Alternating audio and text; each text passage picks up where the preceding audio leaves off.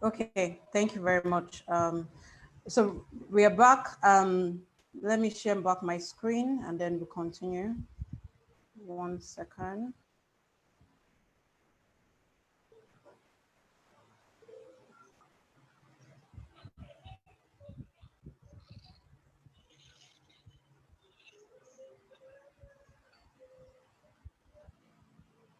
Okay, so our agenda for today, we are going to, so mostly what you're doing is, so we already sent you a pitch guide that tells you how the judges will judge today. And also, we will start shortly by, we will start shortly with the order of the pitch. I will display that shortly. Then after some time, maybe midway, we'll go on a short break.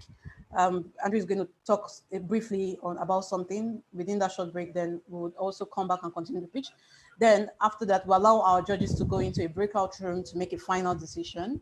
And we would announce the winners and the awards. And then we'll also announce the other awards. We have the other ones for other prizes about your team reports, best team, team leaders, and all that. It's all set. So we're going to announce that after the main prizes have been done.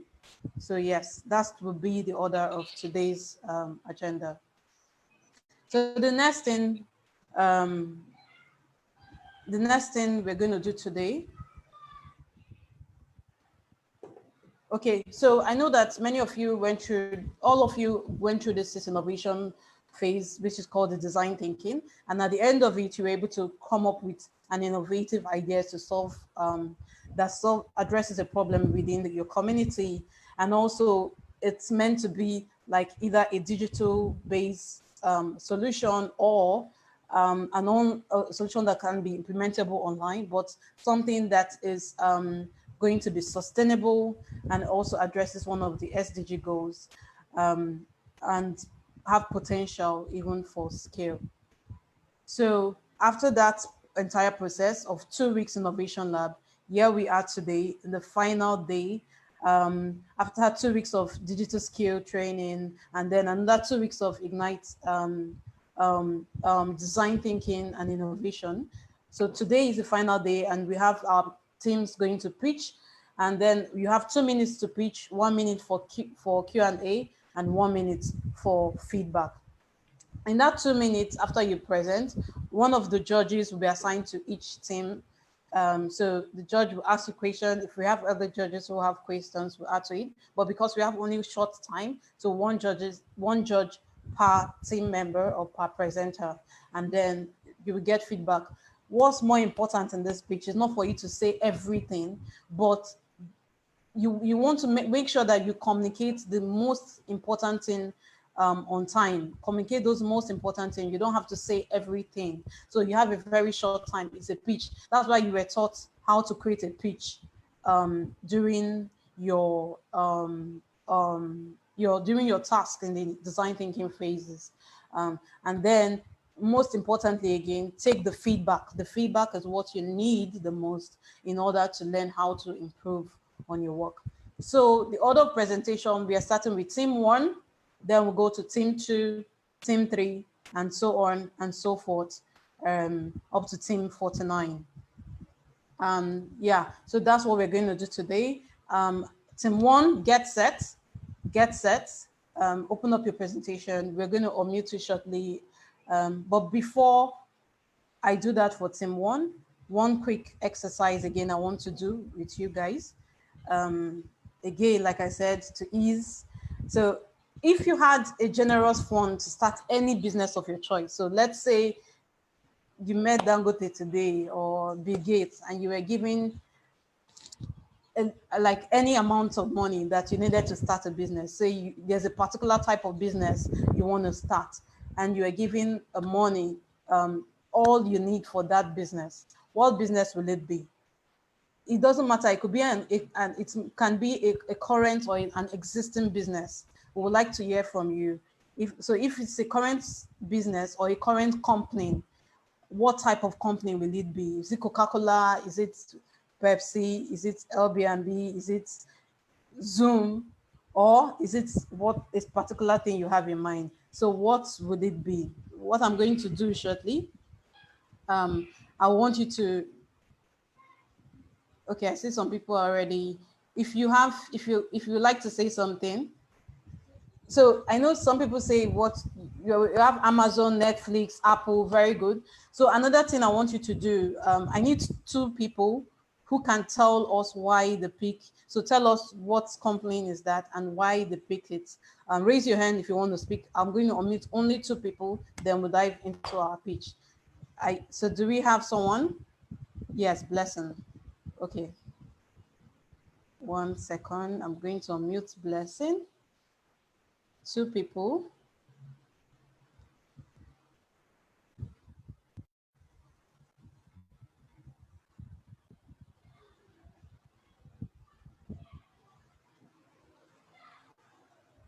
Blessing, can you hear me?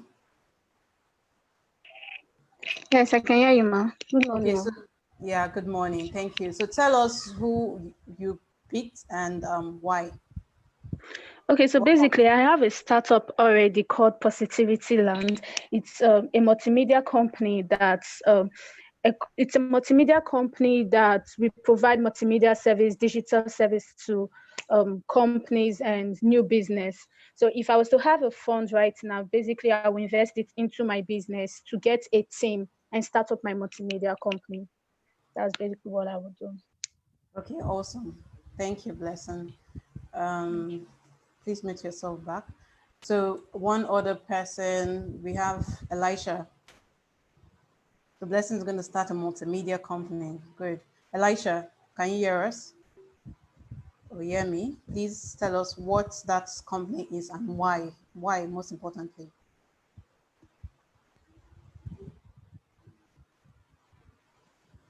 Yeah, go ahead. Hello, everyone. Based on the context, I'll go for Apple because of the fact of the innovation behind Apple. Is a brand that is always evolving, always innovating, and always adding value to their products. It's a very unique brand, and that is why I will love Apple because of their innovation. Okay, good. Apple because of their innovation. You want to innovate. Okay, thank you. Thank you. I think that's all for now. So Samoa would unmute. So we have Samoa, your co-host now. So you can unmute team one. Team one, we will start with you. So again, like I said, once it's 30 seconds, I'm going to show this to you. So I want team one to open up their slide. So while you are doing that, I'm going to briefly introduce our judges for today. These are people you have met or seen during the course of the Innovation Lab. So right now, so we have Andrew. Andrew, please, can you give us a shout out? Andrew. Hi, everyone. Can you guys hear me clearly? Yes, well, there's a noise.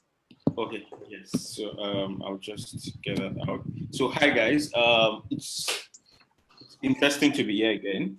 I think I missed out one section that I was supposed to do. Terrible Lagos traffic as usual. So, but I'm excited to hear everyone's speech, and I'm excited to see what everyone is building. Down the line, I think we have something interesting for a number of people that are on this call. So yeah, I think I'll be talking about that later on. So thanks, guys. Thank you, Andrew. Once again, Andrew is the co-founder and CEO of Oga Venue, the largest event booking platform in Nigeria. So Andrew, we celebrate you. Thank you so much for joining us. Then we have Mr. Mene Blessing, the CEO and founder of VetArc, the leading veterinary platform in Nigeria. Please say a shout out to everybody before we start. Hello, everyone. Good morning. It's exciting to be here and to be with every one of you today. And it's also exciting to be here with Andrew, Abimbola, Fumi, and every other judge. So today I'm looking forward to learning about your brilliant ideas, and we're looking forward to giving you feedbacks that will help you grow and improve your business. So thank you very much. Thank you so much. And then we have our wonderful, wonderful Mrs. Abimbola Adebaki, the fund. So this is a wonderful, because she founded a company called African. So apart from that, I think many of you would have seen My Pharmacy, My Medicine, which is more popular, that's easy to remember. But she's also the former co-founder of Tony Elumelu Foundation. And we hosted her also at the beginning, we had an exciting time, very motivational time with her. So we have her here today again to listen to your pitch. Welcome, Abimbola. Please say hello to everyone. Hi, Cynthia. Just a quick correction. I'm not co-founder of the Tony Elumelu Foundation. I was just No, I said former CEO. CEO. Oh, sorry. Yeah. Hi everyone. Good to be here with you again. I trust that this has been a building up like never before for you, and I really believe that with this sort of foundation, you will go places, you do many good, and you'll be able to trace your steps back to this acceleration that you have had through the. So well done, everyone that is part of this, and well done for being consistent and staying all the way. So I look forward to your pitch. Okay, thank you so much. So team one, I think Isaac, are you there? Yeah, I'm there, but I'm trying to share my slide. I don't know how to do that. Okay, so I just made you call, so now you can share. You couldn't share before, so go ahead. So click on share screen and then go ahead. Introduce yourself quickly. And I've not seen any place to share screen yet. Okay, so if you can't do that, I will just share that for you, and then it means you would just communicate when you need to move next. But please go ahead and introduce yourself. All right, so good morning, everyone. I am Isaac Poprola, the team lead of Team 1, and I'll be presenting about my team solution. Can I proceed with the presentation, with the pitch? Just continue. We were listening to you, not the slide.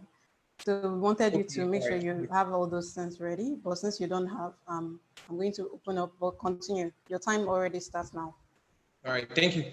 So Baba Femi is a small-scale farmer who plant vegetable in the western part of Nigeria, and he has been in the profession for the past 8 years. However, he has always struggled with getting a direct access to the market for his farm produce, and this eventually results to post-harvest wastages, a low income from his farming activities, and it results to middlemen who charge a large commission to help him deliver this produce to the market. In the words of Baba Femi, and I quote, farming is a very lucrative profession, but it gets tedious when there is no market to show for it. Having identified this problem, my teammate and I came up with a solution we called Exito. Exito is a mobile-enabled platform that aggregates demand from off-takers and offer it to small-scale farmers as markets, while also providing these farmers with updates and information on the agricultural industry. Our proposed business model is such that farmers identify our business through our website or our marketing agent, and they register to be part of our network, after which we begin to provide these farmers with updates on the agricultural industries and information on technologies and tools they could leverage on to improve their farming activities. And then when it is harvest time, we aggregate the demand from our off-takers, and we aggregate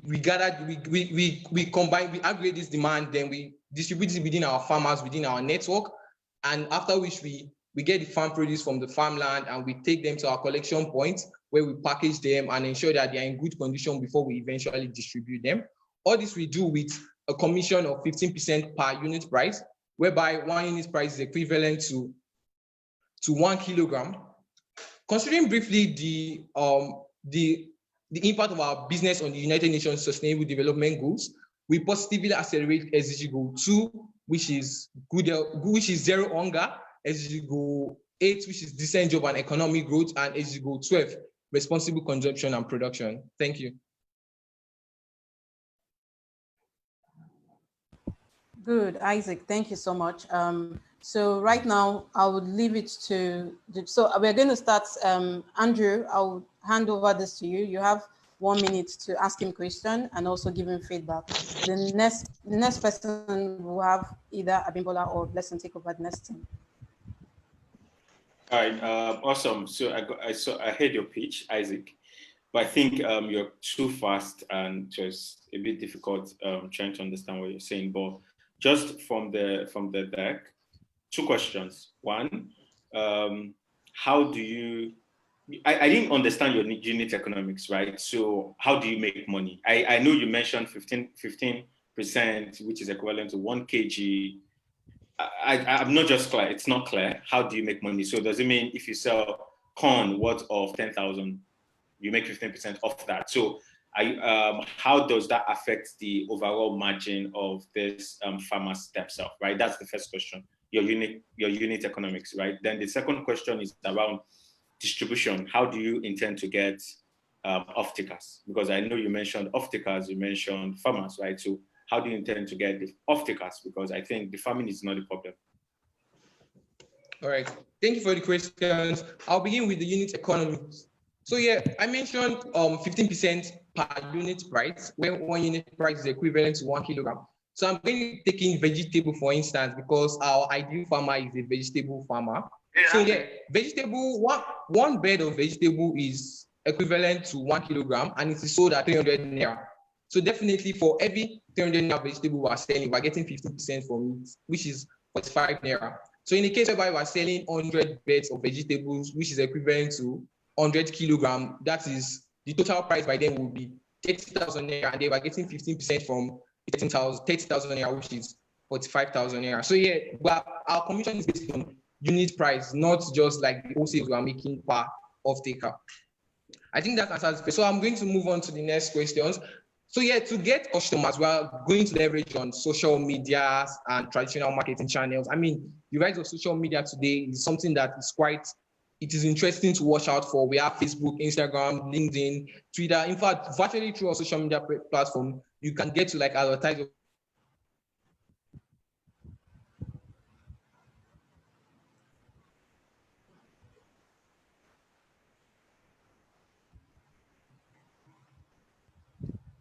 Hello?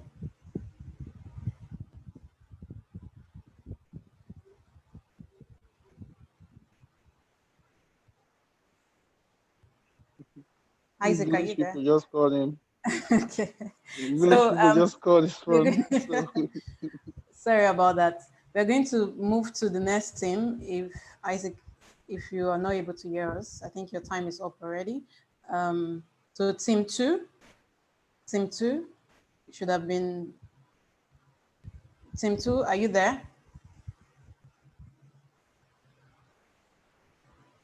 Please unmute yourself and go ahead and speak.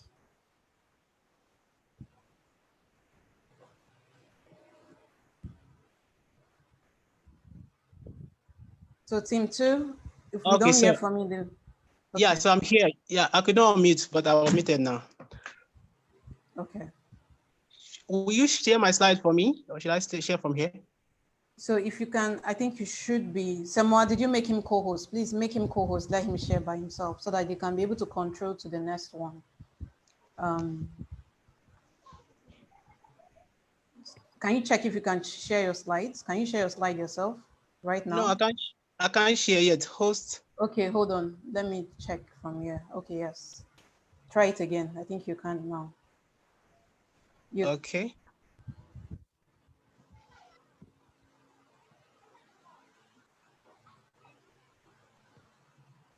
If you can't, let me know, and then just continue. I would share your slide.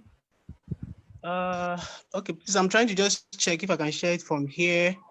Okay, please, I can't. I would appreciate if you share it for me then. Okay, good. So 1 second. Okay.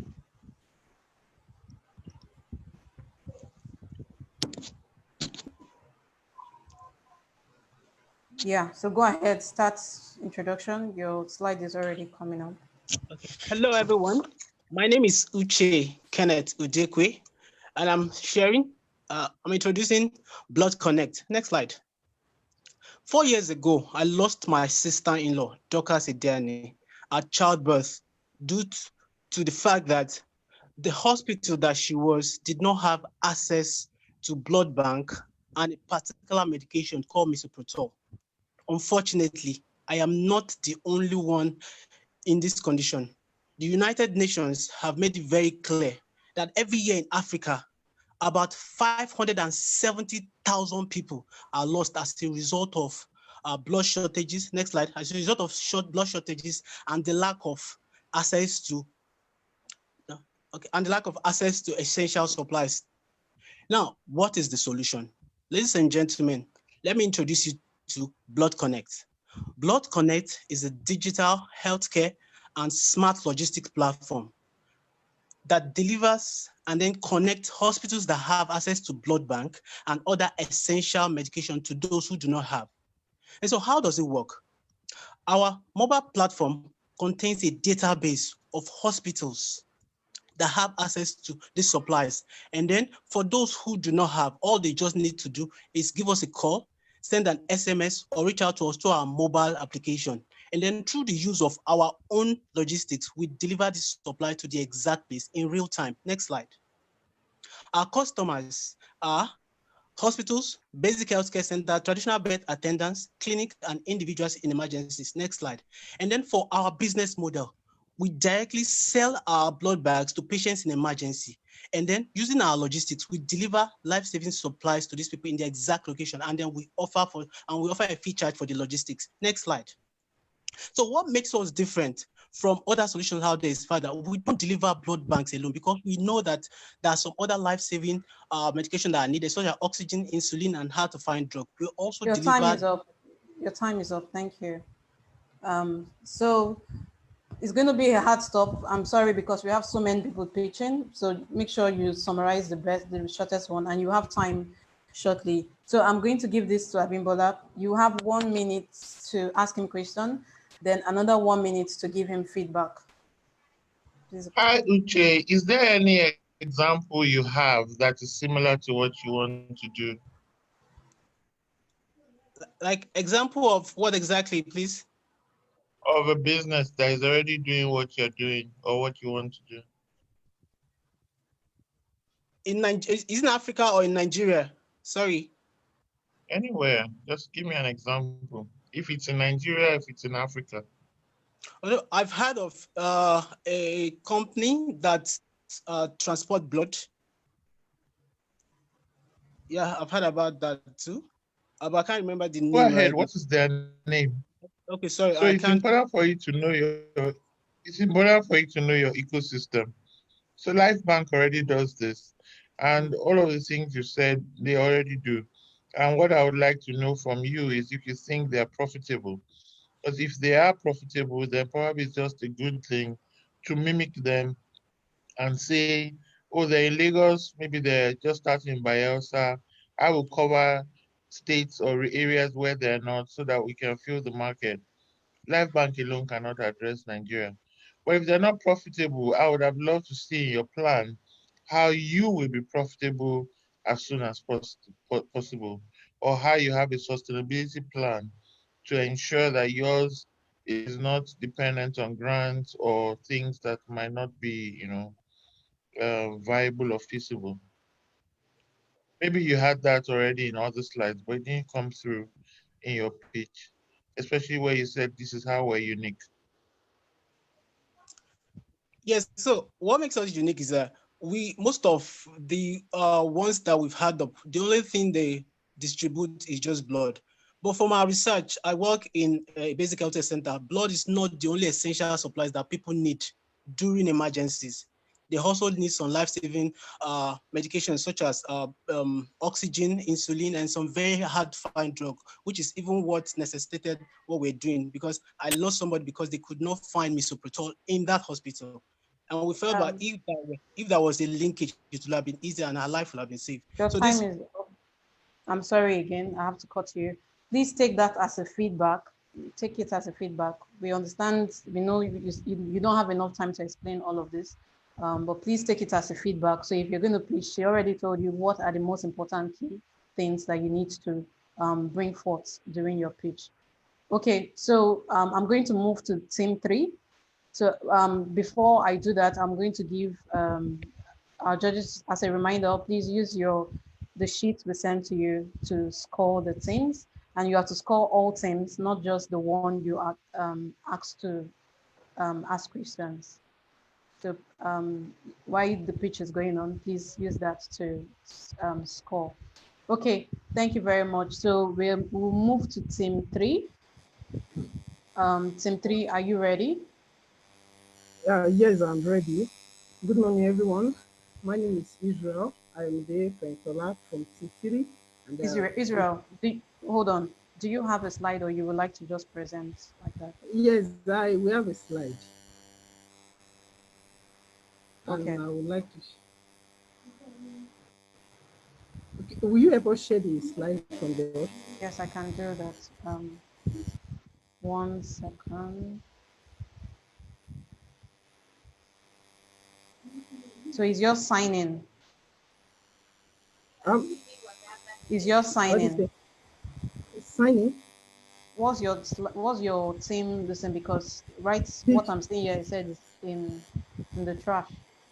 No, pitch presentation. I sent the link to Okay. to Senwa. Okay, go ahead. I think I just saw it. No problem. 1 second. Open it up now. Okay, team 3. This is not the slide, please. So we gave you a link to update. So it's not our duty to go there and update it. We already gave you a sheet. If it's not there, then you have to continue without the slide. I'm sorry. Go ahead. I'm sorry, please. Except you have the link there, you can open yes, up. I just sent the link to you. Your time is we going have team 4? No, can we have team 4 and then we'll come back to team 3? Yeah, maybe I think that would be the best. So Israel, please go to the sheet where we put all the teams. Insert your link there. That's the only place I can see on my screen and click. I can't start checking the chat. Please, right. team 4. I'll come back to team 3. Sema, take notes. Team 4. I have team 4. Team 4, are you there? Unmute yourself.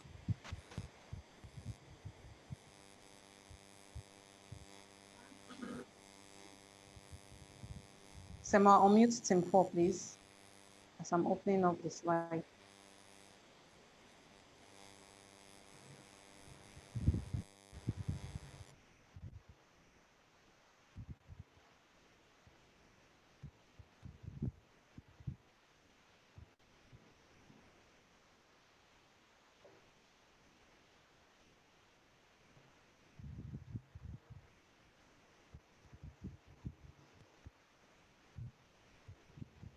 Who is the leader of team 4? Okay, I'm here now. It was failing to unmute. Okay. All right. Yours is signing, right? Yes. I can share my own screen. Okay, you can share your screen. I already started sharing. Please go ahead, because there's no time for that. Just go ahead and start the pitch. I'll control it from there. Introducing Sign-In, a digital solution for the hearing impaired by Team 4. Next slide.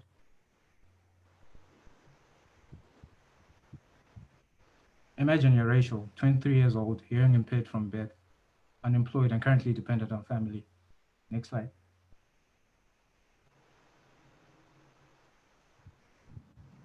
You wouldn't be alone. There are about 47.4 million people in Nigeria with hearing impairments alone. Next slide. Just continue talking.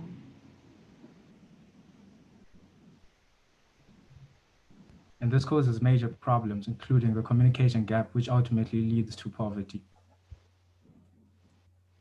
Our solution, Sign-In, is an innovative digital social enterprise, which aims to bridge communication gap through employing a sign-to-speech text translator and increase employability and financial stability by hosting schooling and working opportunities digitally. This way, subscribers can register for an online course complete with translation, or they can advertise their businesses, or they can apply for specialized vocational training. Next slide. The next one.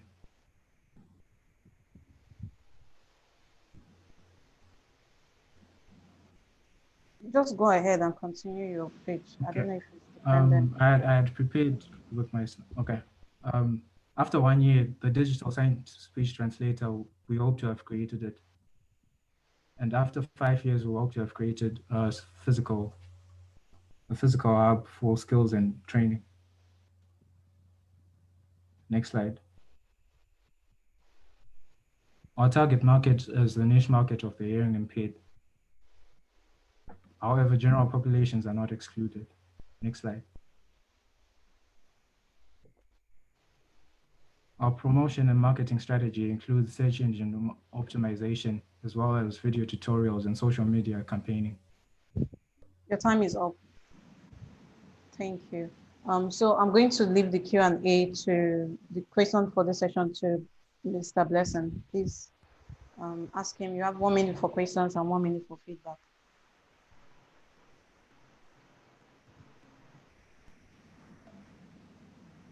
Are you there? I think you're muted. Hello. Yeah. Hello. Yes. Okay. Yeah. Thanks a lot for your presentation. I must commend you for your wonderful slides. The slides look great. And then I also like the problem you're trying to solve. I wasn't sure if I saw correctly. I saw like 47.4 million people are kind of like have hearing impairment. Is that in Nigeria? Yes, that's in Nigeria alone. So that's according to, I think we put the sources at the bottom Like, of the slide. where did you get that data from? Because like that would mean like 1 out of 4 people like deaf or something like that. Well, it's the sources are on the bottom of the slide, on the slide itself. Wow, like 47 million Nigerians are deaf. I'm surprised. Are you sure that's Nigeria or the No, entire Africa? not deaf, but hearing impairment. So hearing impairment doesn't necessarily mean you're deaf, but then you could be out of hearing as well. Okay. Then another question I have for you would be: did you care to find out why is there hearing impairment? Because I think that may have been a more interesting problem to solve. Yes, one of the persons we interviewed said she was hearing impaired due to medication, tuberculosis medication. So one of the side effects are hearing impairment. Okay, yeah, was that person from Nigeria? Like, how many people did you guys interview? Had hearing impairments. Well, we had one physical interview and about 8 to 10 responses to our research. Like, what was the number one cause of hearing impairment? We did not gather that statistic fully, but the time is up. Sorry, please, do you have any specific feedback you would like to give him quickly?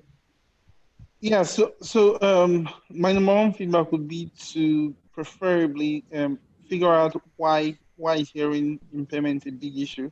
Like, what is the number one cause of hearing impairment, and then build your solution around solving that problem, as opposed to training people who have hearing impairment to like solve the problem they already have with that app. So I think probably a more sustainable way would be to target like the root causes as opposed to like garnishing it up, like with an app and all those things. So that would probably be my feedback, like focus on the root cause of the problem. Okay, thank you. Thank you. So we'll go back to team 3, Israel. Are you ready? So you can share your screen. I just made you co-host. If you are ready, please let me know. Are you ready, or should I move to the next team? Israel. You mute yourself first. Okay, yeah. I'm ready, please. Yeah, so now you can share your screen because you're a co-host. Okay, I'm doing that now.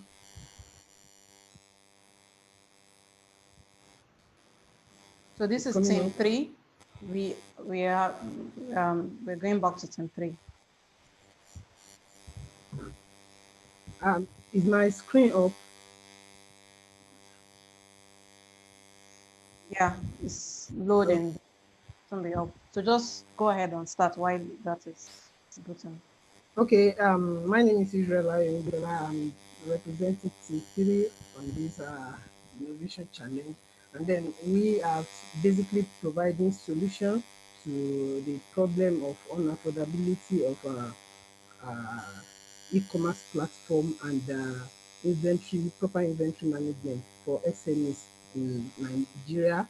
Basically, we are starting with Nigeria. So our solution is named Market Square. There's one-stop solution to being everywhere. So the problem is poor inventory management and non-availability of affordable e-commerce platforms are problems that affect over 41.9 million registered SMEs in Nigeria. So this problem contributes about 60% of the reason they fail. So we did our research. 42.1% said they will never try to digitize their business, while 83.3 said they will digitize. They would like to digitizing their business will make them achieve their goals. So that was the problem statement. Then we proceeded.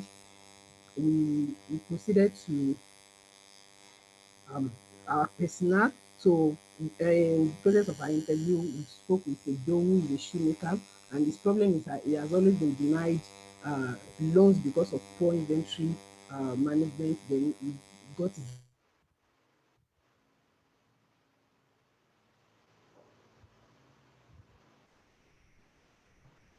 Israel, we can't hear you.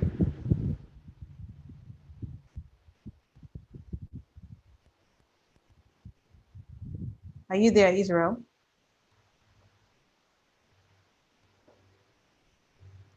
Okay, so I'm going to pause and then move to the next person. I don't know if this.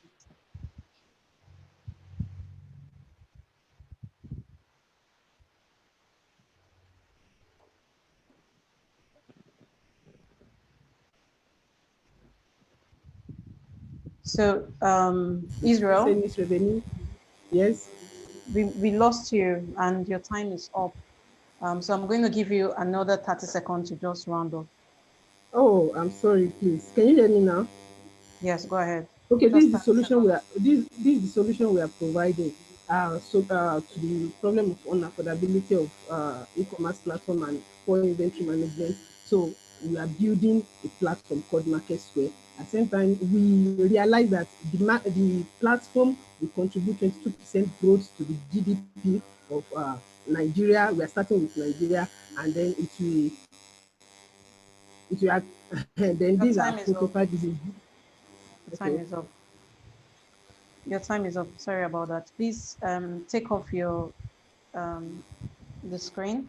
And so I'm going to hand this over to Andrew. So we'll continue in that order. Andrew, please, you have 2 minutes, 1 minute for questions and 1 minute for feedback.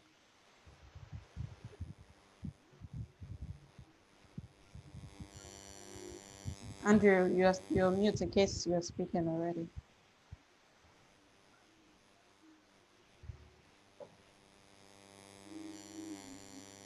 Andrew, are you there?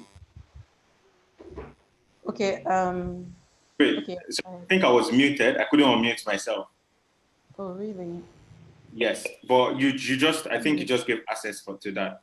Okay, great. So Israel, Yes. I'm not sure I got clearly what you do, but I think maybe next time putting your I would start with the feedback angle first before I ask you questions, right? So next time maybe you put your pitch in one line, right? So market SQ or market HQ does blah blah blah. No need for you to say so much stories because I think that was the difficult part and your network was bad. So it would have helped a lot if you put your business in one line, right? So if you can say what you do in one line, that would have really helped a lot. But from the little I got, I think you mentioned helping businesses sell online, something like that. Correct me if I'm wrong. Is that it?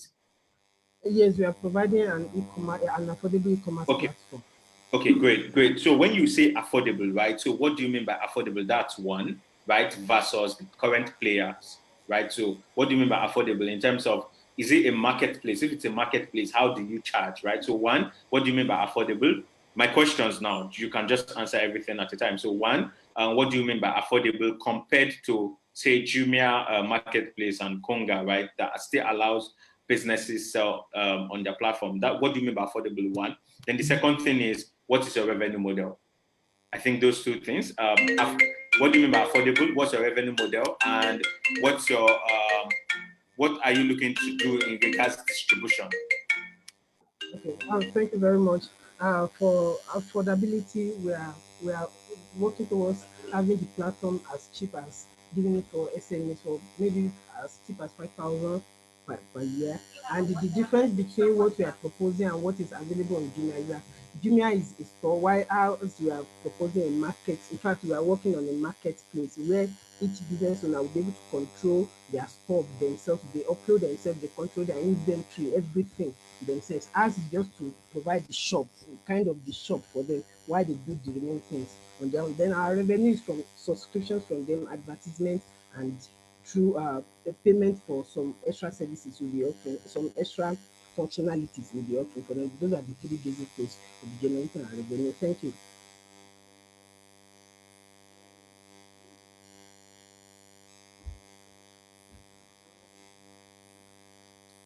Hello.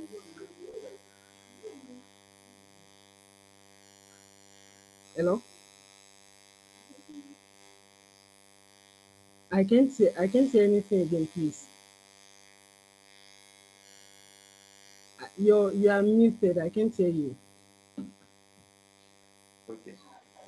Okay. So I think since I'm not able to unmute myself until you unmute me from your end, I think that's the So issue. something happened. So when my network flipped, Israel, my Yes. host, because I made you co-host to share your screen, the host transferred to you. So even me, I wasn't able to unmute myself. So please make me host back. And right now, Okay. I'll just share everybody's screen slides. I won't make you host I, again. Share your I'm, slides. you are the host now. You are the host.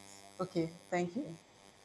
So So that I can make it. Go okay. ahead. I think my time is up. Maybe the next person can. Yeah. Yes.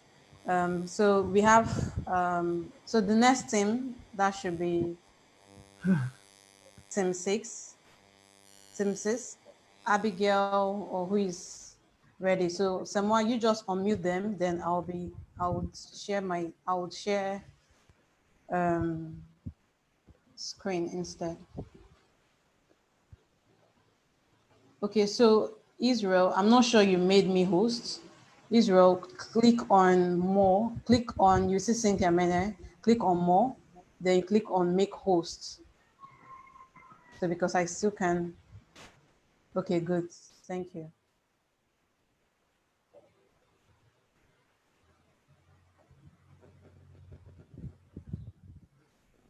Have you done that? It's still not showing.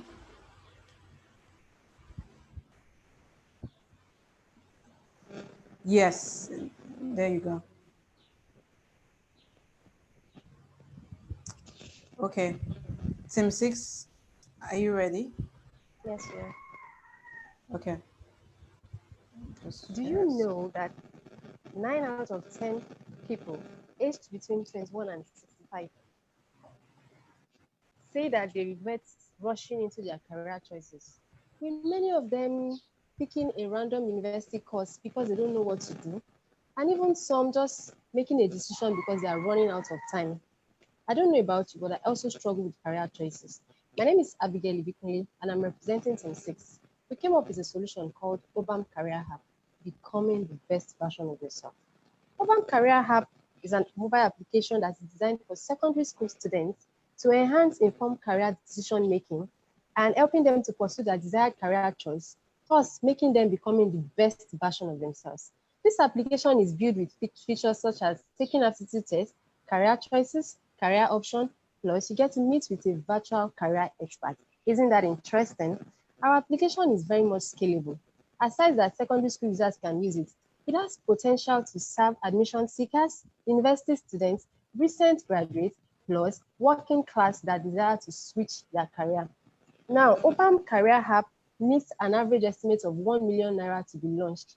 Once it has been launched, Within the first month, it has the potential to start generating 100,000 naira per month.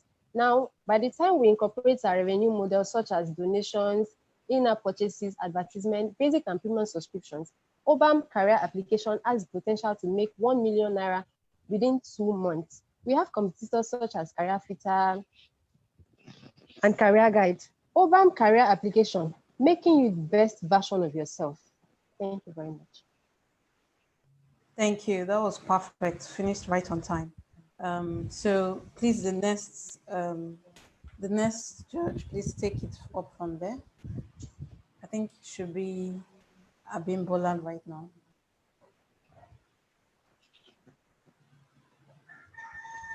I thought that was a brilliant presentation, and you made it clear that it's scalable and it's profitable. I don't have anything to add right now. I think that your marketing drive and positioning will really make or break the solution. How you make it common, or how do you say it? How you make it the default app for people to use to make choices would be great. So learning how to get a lot of suppliers there and learning how to get a lot of demand there. So really, I don't have a question for you. So thank you and well done, Abigail. Thank you very much, sir.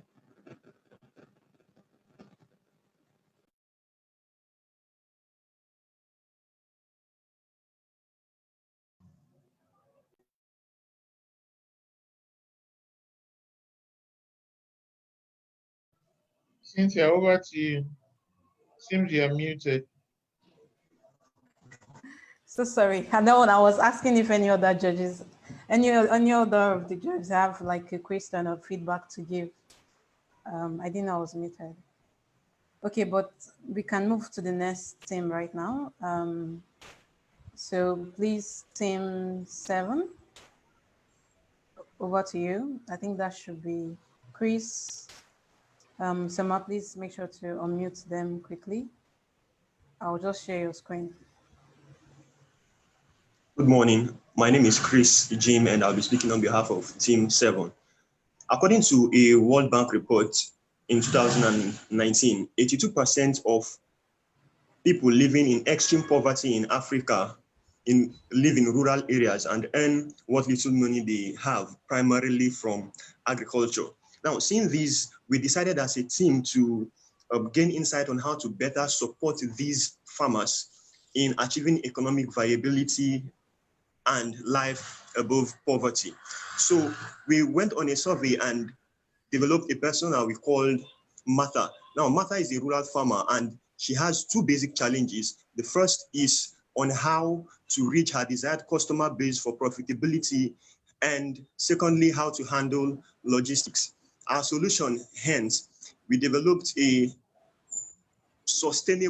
sustainable and profitable e-commerce enterprise that we call 7 Farms Enterprise.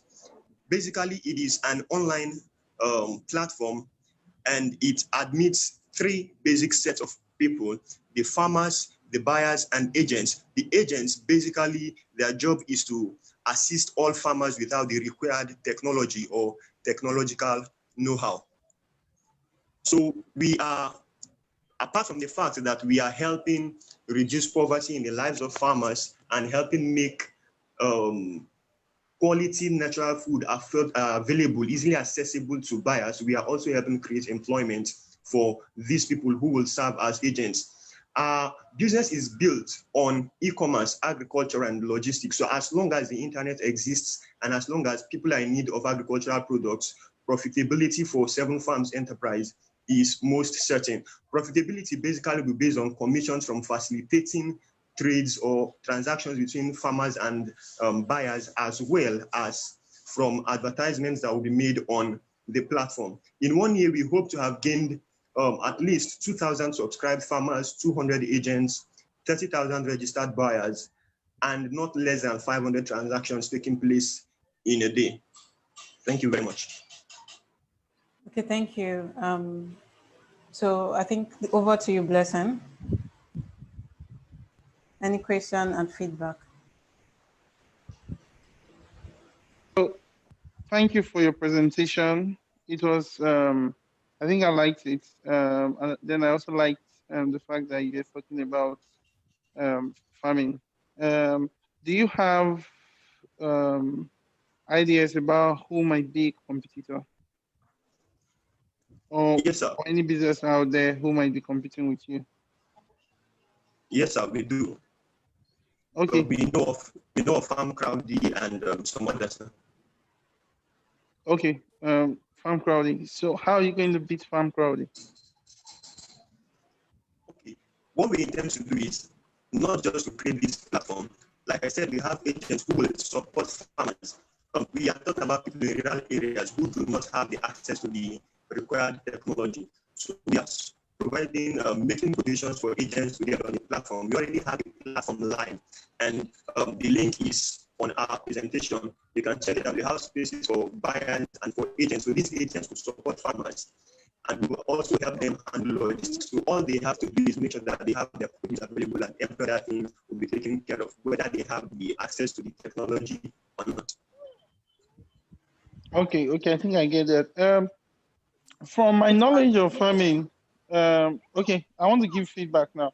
From my knowledge of farming, on a lot of Facebook groups and also on WhatsApp groups, you see people who are always acting as agents. And I actually think they are part of the problem we're having, because among those people, probably half of them are like 419 or scammers. They don't have own farms, and people are losing their money. And it's one of the reasons why a lot of people may never buy agricultural produce online, because they've fallen victims to some of these things. So I would encourage you to try to focus a little bit more on, building the infrastructure yourself, actually going to the farms yourself, onboarding the farms yourself, instead of like sitting somewhere and hoping that agents will get the job done for you, because like literally they are part of the problems that the agricultural system is facing right now. So if you build a platform that empowers them, not only would the platform not be successful, you would also have issues with getting customers to adopt your product. So I think you need to do a little bit more work on the market to understand what the needs are, and then focus on supporting the farms, focus on the buyers. Then you be the middleman, as opposed to working with agents who don't like have something else they're doing. Okay, thank you very much. Thank you. So we'll move to Team 8. Team 8, Ololade. Please, Chris, mute yourself back. When you're done speaking, mute yourself. And then we just realized that because I'm doing multiple things, trying to make unmute, make co-hosts, check, open up slides. So it's making my computer very slow. So I will advise you're able to share your slides and control it yourself. Okay, ma. Yeah, so I'll give you the chance to be able to share your slide. If you can't share your slide, you will just have to continue. Yeah, okay, continue your pitch without that. So please go ahead.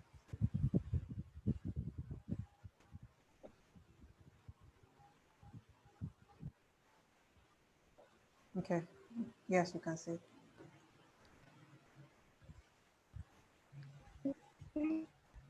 Good morning, everybody. My name is Odola Olade, and I'll be pitching for Team 8.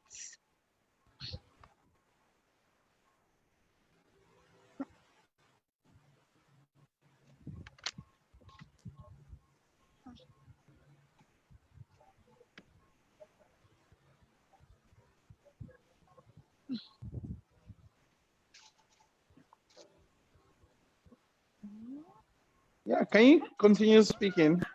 I mean, like. Are you still there? Good morning, everybody. My name is Odola Olade, and I'll be pitching for Team 8. So we'll be presenting.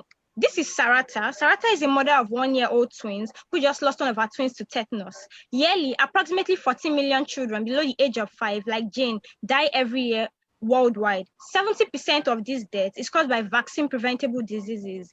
In Nigeria, where Sarata lives, 1 out of every 4 children die before their 5th birthday due to vaccine-preventable diseases.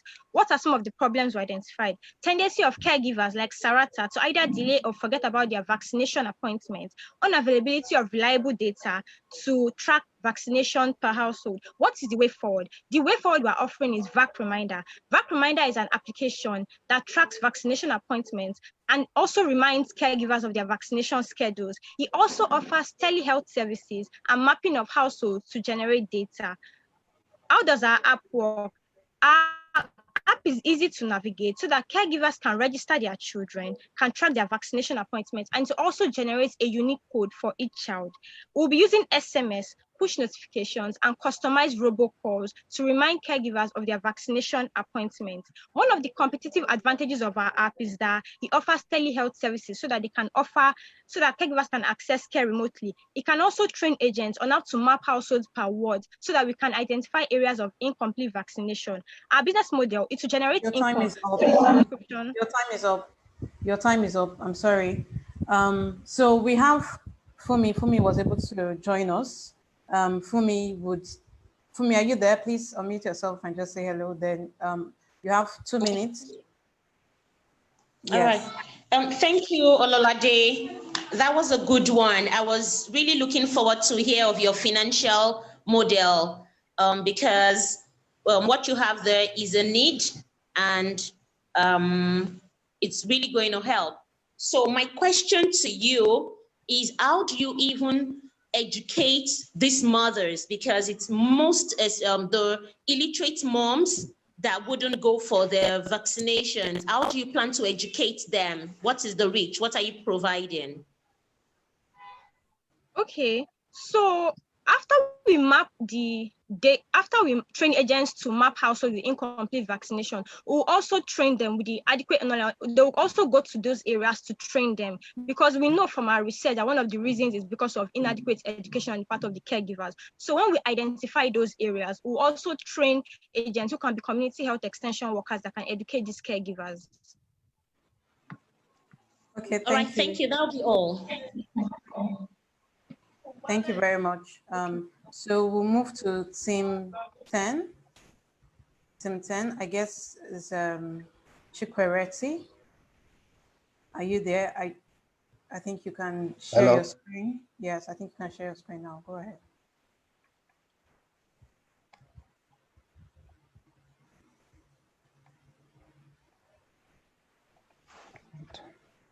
Just a reminder again. Can I judges, start now? Judges, please take notes. Use the sheets to do the scoring so that we just collate everything. Collate everything at the end.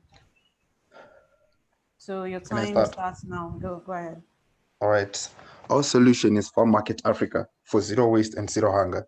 So did you know that in Africa, a third of all the produce is wasted? Yet in the same Africa, 20% of the population is living in hunger. Now we've identified the problem as inefficiencies in the demand and supply chain, where a typical sub-Saharan Africa in Zimbabwe, there are 20 million tons of food wasted, yet 7.7 million people are hungry. That is according to the World Food Programme.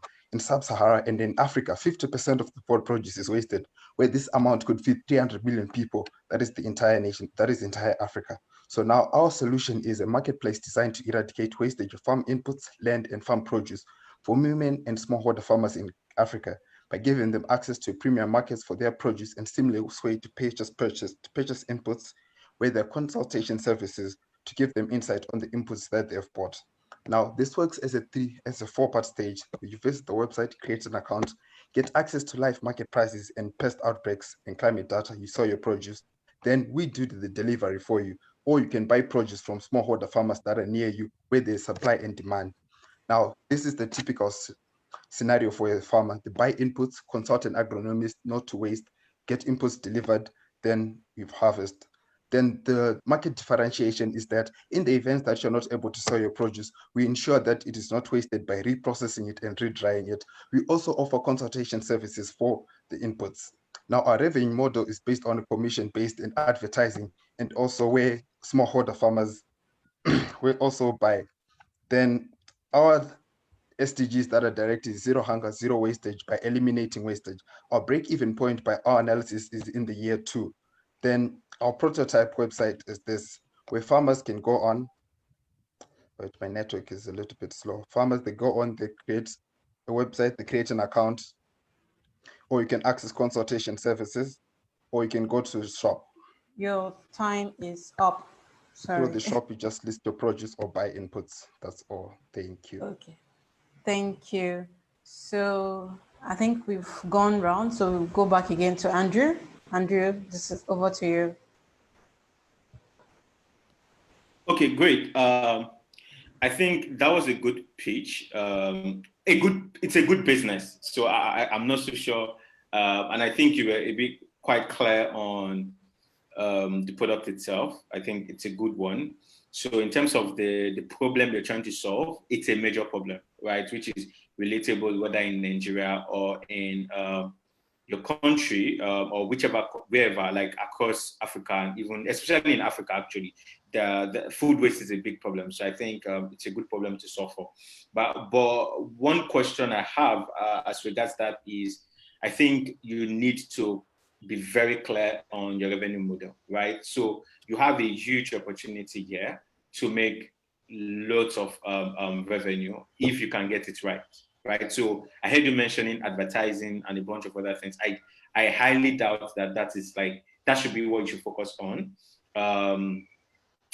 Just so my feedback would be, if you can make a margin on every produce, or when instead of the produce to waste on the farmer's end, if you can buy them way cheaper, process them, and export with same quality, I think that's where you would generate like the largest percentage of your revenue, right? So the advertising and all those are like really little droplets of water in the big ocean that you're swimming in. So I don't think you should bother yourself about the advertising thing. I think you should just focus on okay, yeah, you just shared your screen around the revenue model. Okay, so I think you should actually focus on the processing end of it, right? So connect them to buyers. Then instead of the product wasting, you take over the product as an off-taker now. So, but this time around, since the product, instead of the product to spoil, you can you have the leverage to actually negotiate way cheaper pricing for this product and you process, right? So since you have the market and since you're educating them on how to do the whole farming thing. So I think it's a good one, but you have to get your revenue model right. So focus on the main revenue model. No need to sprinkle like your energy across multiple things. Okay. So to answer your question about the revenue model, it's a commission based on every produce that is sold, and every produce that is reprocessed, we also sell it again. Then for the inputs, the suppliers, we also charge them for monthly subscriptions. Where to sell your tractors, also sell your inputs, we charge you per month. Then advertising and the other things, it's just a supplementary to add onto the business so that we can break even in the year 2. Time is up. All right. Thank you. Please take off your screen, stop sharing screen so that the next person can. So we have team 11, Blessing. You can go ahead and then share your screen too. Okay, let me share my screen. Good morning, man. Sir, my name is Blessing Bossman, representing team 11. Peter Kolade is a graduate of the Nigerian University. He's unemployed has been job hunting since, and all his application has been rejected. He feels frustrated and unsure of the future. How might we solve the issue of unemployment in Nigeria?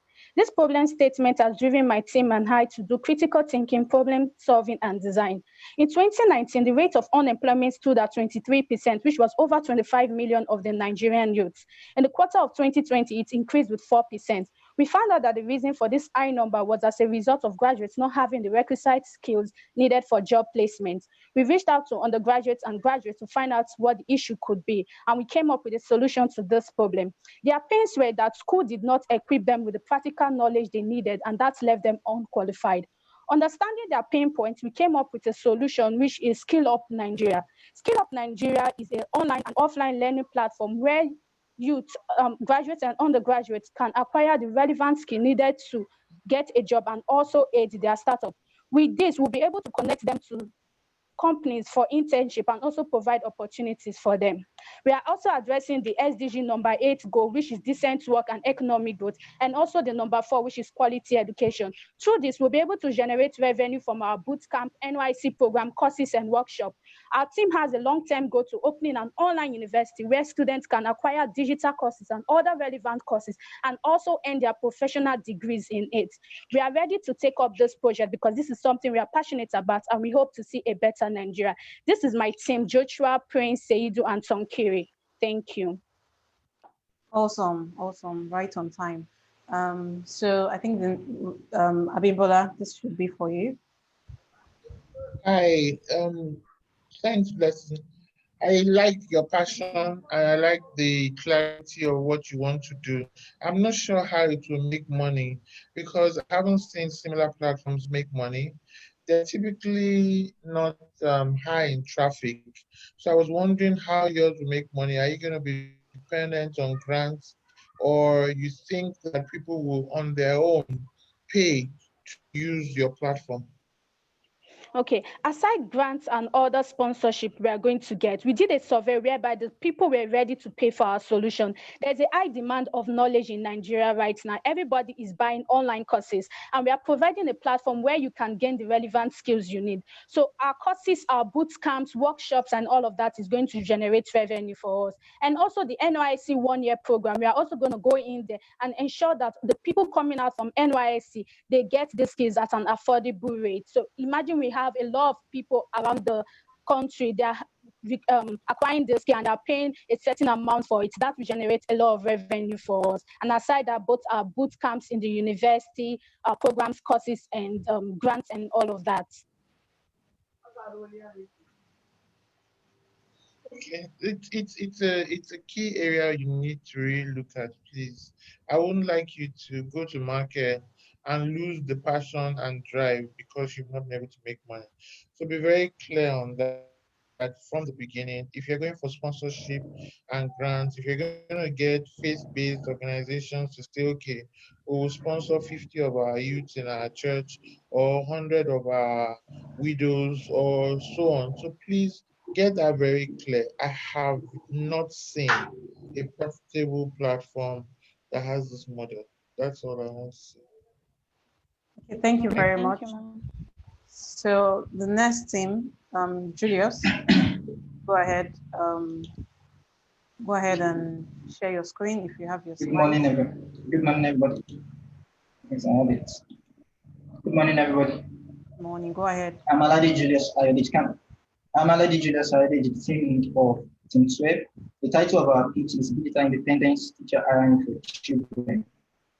Reports published by British Council Worldwide and ESA for Education in 2020 asserted that the future of education is e-learning. ESA for Education even went ahead to say that we may not have schools with physical walls in the nearest future.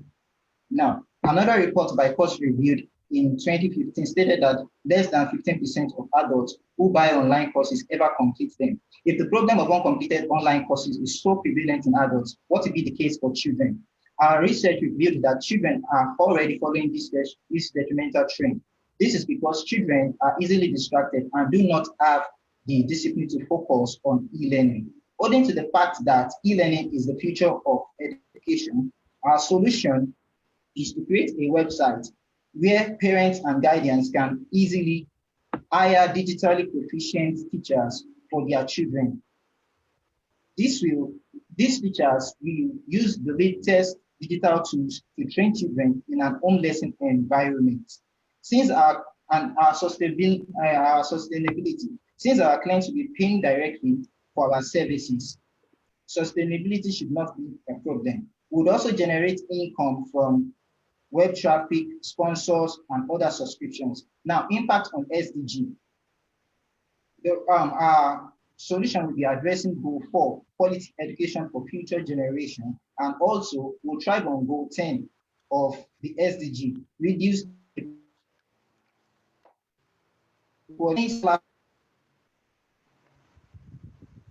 our competitive advantage is that our teachers will be using digital tools to train children in an open lesson environment. Thank you very much. Thank you. Thank you, right on time. So I think Blessing, next to you.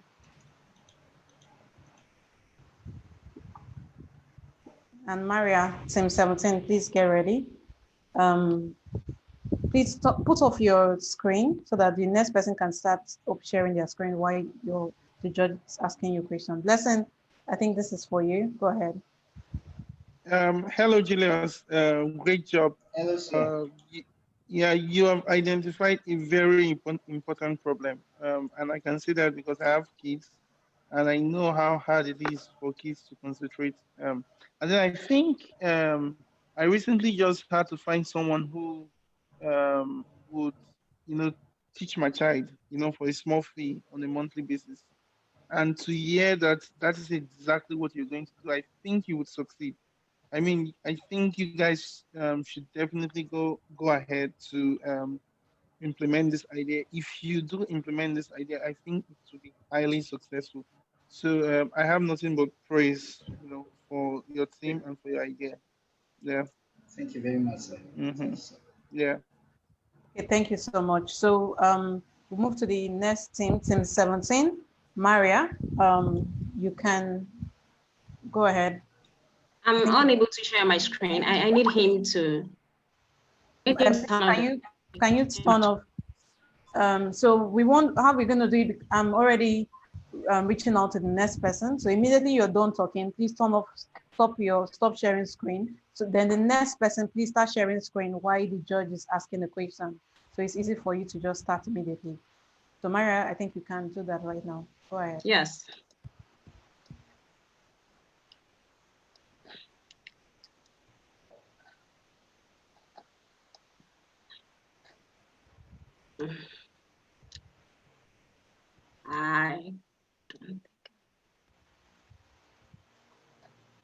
Time is running. Please. Okay, I'm ready. Okay, good. Airtrans, we connect online business owners with delivery agents located at their business places. Just like Margaret, our personal. Most of our online business, Margaret is an online fashion vendor that needs reliable delivery agents to convey her products to her customers within 24 hours. Like many businesses currently selling online, they rely solely on delivery agents to convey their products to their customers at the shortest time possible. In our market survey, we spoke to a number of online business owners, and they revealed to us that they have often experienced delay and disappointment by delivery service companies unable to deliver the products within 24 hours. And they also told us they would prefer delivery agents that are located close to their business places to enable faster pickup and in turn faster delivery. So our solution provides a digital platform for online business owners to have direct access to delivery agents that are located at their location. By simply downloading our mobile app, they're able to view a list of delivery agents with their addresses. They're able to select the ones that are closest to their business location. They're able to place a booking on that agent. And in turn, after the agent has picked up their package, they are able to track the agent from the point of pickup down to the point of delivery. So our business model, we are recruiting vehicle owners with a core focus on bike riders who be our delivery agents. They are entitled to 70% commission, which is payable at a specific milestone, while we as a company, we keep 30% on all charges that our users pay. Our solution is directly addressing the 8th and the 9th Sustainable Development Goals, which are respectively decent work and economic development and infrastructure, innovation, and industry. These are our team members, but this is my way to introduce our solution.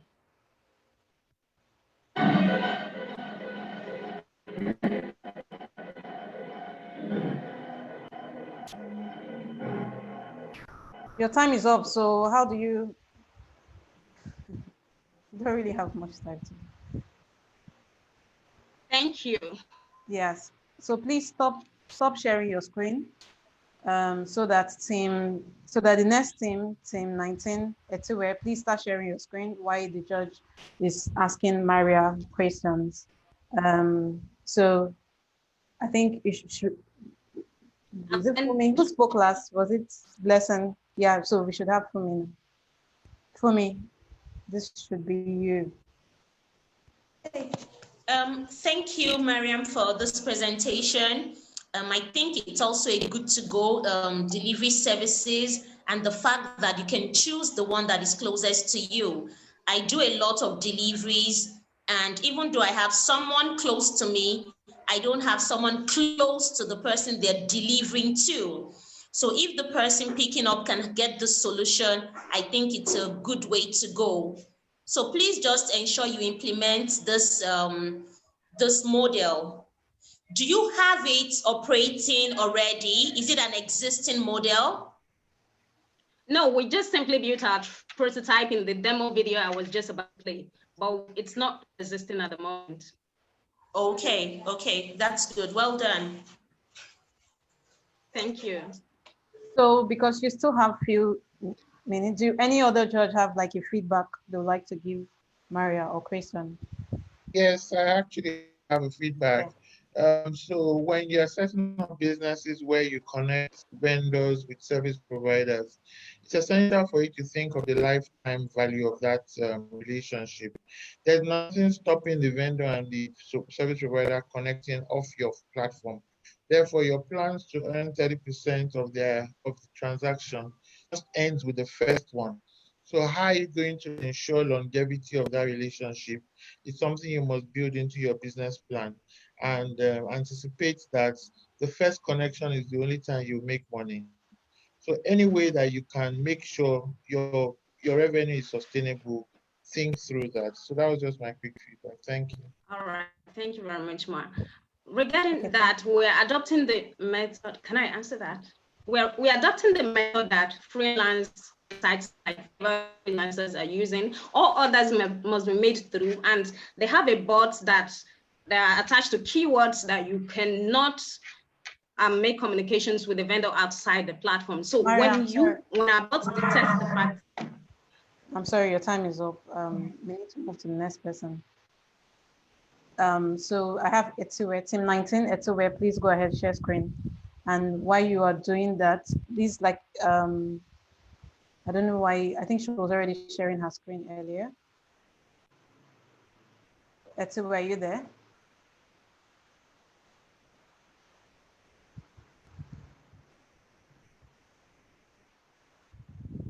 That's team 19. So who is representing team 19? If Etuwe is not ready, then I'll move to team 21. Team 21, I think that's Suleiman Bantaso. Suleiman, I think you can go ahead and unmute yourself and share your screen. Okay. Okay, you go ahead.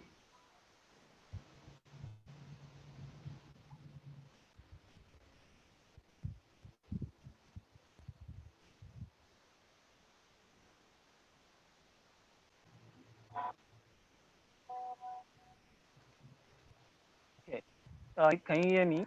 Good morning. Yes. Yes. Okay. Your time is Research shows that Nigerian losses over 60% from produce annually due to inadequate knowledge on the use of modern agro-processing facilities, low energy infrastructure, and inadequate access to capital and storage facilities.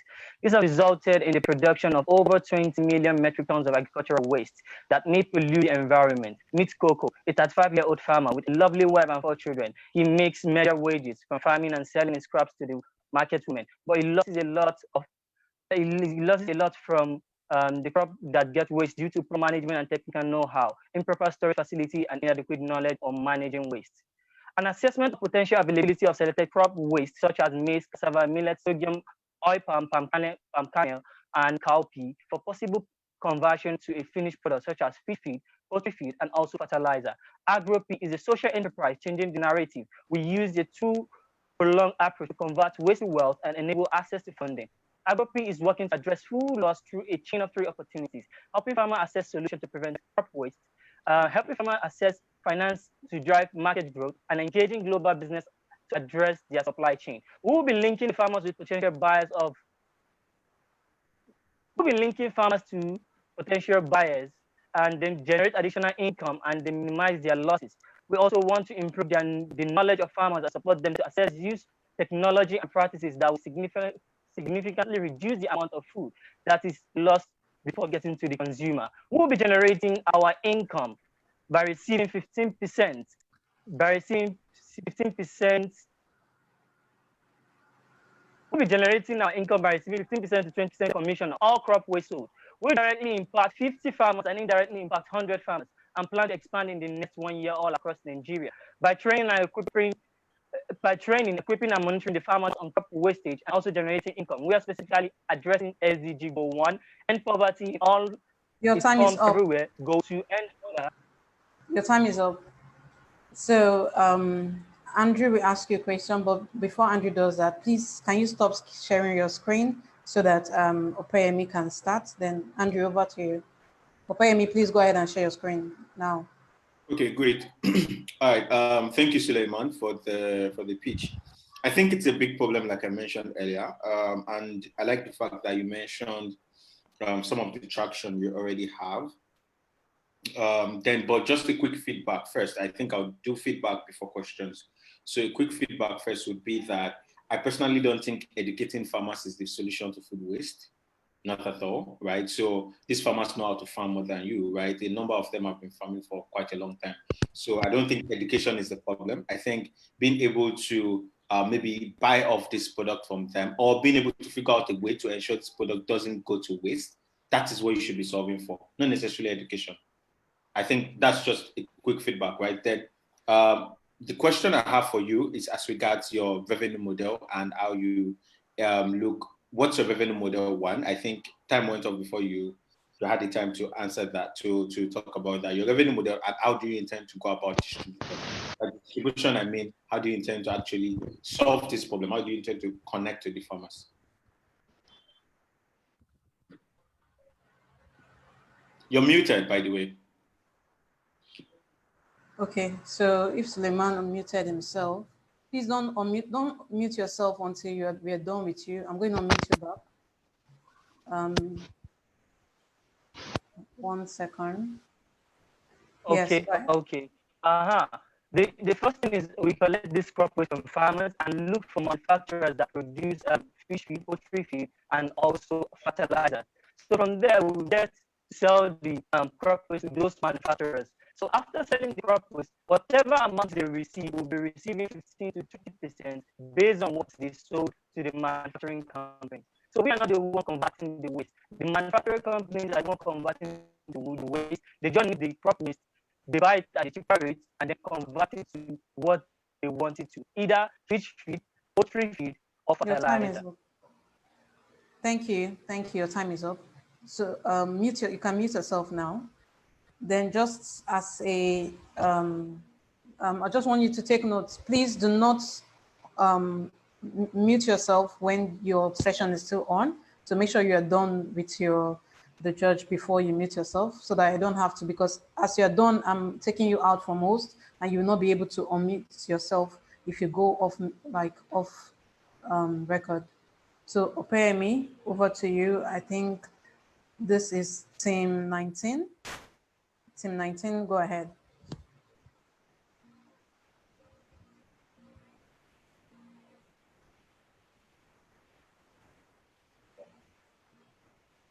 We can't hear you.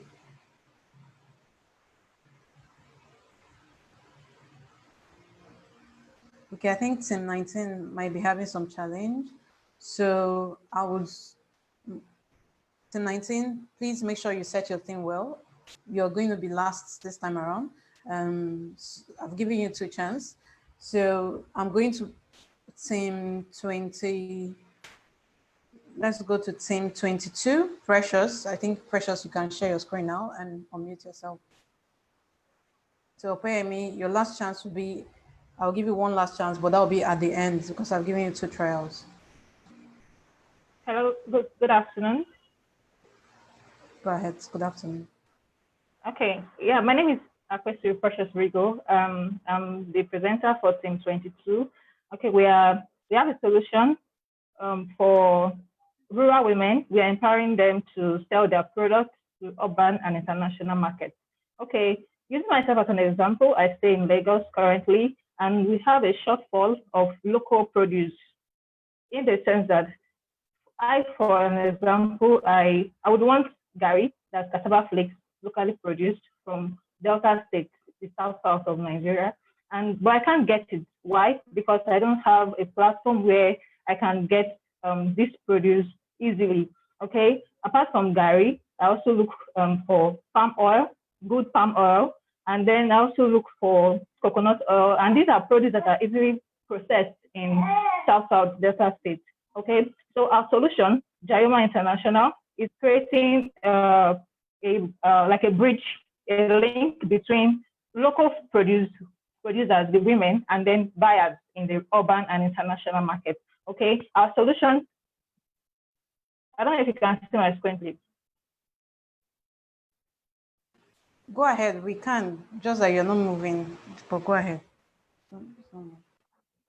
Okay, our solution, we have both online and off-site and on-site platforms where on the online platform, we can we'll get buyers, customers to lay their orders, to put their orders down, and then we'll get the produce from the local women, the rural women, and then we dispatch to them. Okay, apart from this solution, we're also empowering them through trainings and mentorship on how to properly package their products. Because another problem customers have is that they can't, they don't value this produce from the women because when it arrives, it's poorly packaged, it's poorly presented. Okay, so our solution covers that problem also. So aside solving for scarcity, we're also empowering these women, enlightening them, and also mentoring them. Your time is up.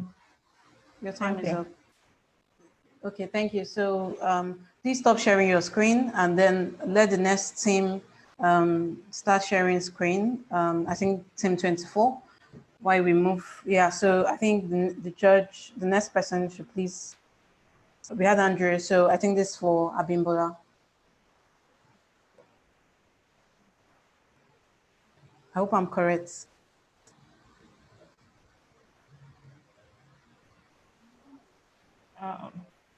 Hello? Can you hear me?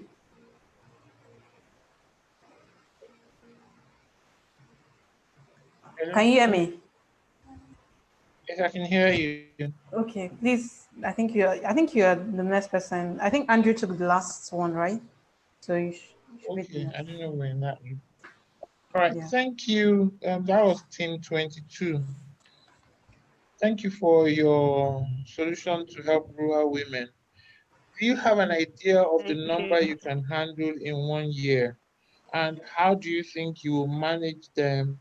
How are you going to get my thoughts around volunteers? How you're going to be on ground with them because they're not technologically enabled? So just give me an idea of your scale that you plan to do. Okay, currently we have just 4 vendors, that's 4 women that we work with.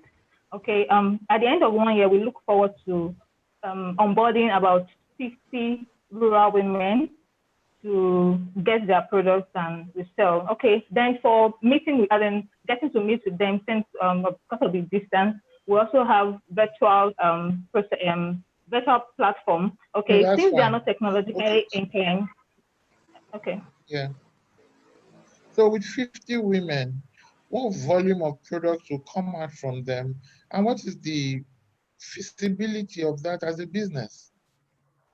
Okay, currently we have women who produce air products, local air products like the coconut oil. We also have women who produce adire clothing. Okay, so we look forward to getting clothing items, air items, food items like the Gary flakes that I mentioned. And then we also look forward to getting other farm produce like palm oil and the rest of them. I hear you. I'm just saying the volumes are so small, and that if you look at it as a business, how feasible is that? If at best you get 24 bags of Gary from one woman, and you probably have 10 of the women as Gary sellers, that's at most is 240 bags in a whole year. So what are you going to do with that and the margins? I'm just wondering about the business volume and if you can ahead to make it a feasible business. I'm not saying it's not a nice idea. It's just that to make it a business, think through, please. All right. Okay. Thank you. Thank you. Thank you. So take it as a feedback.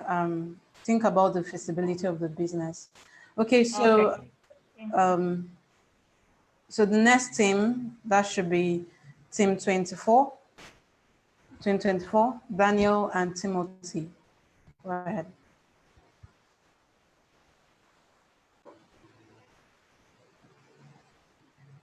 Can you start?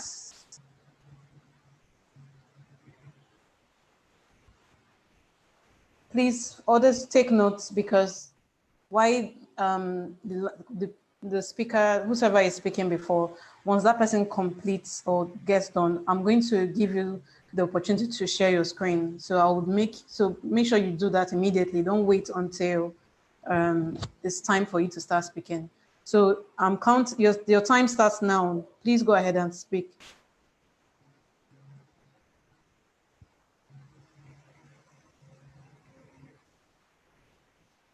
Precious, have you stopped sharing screen so that Daniel can do that?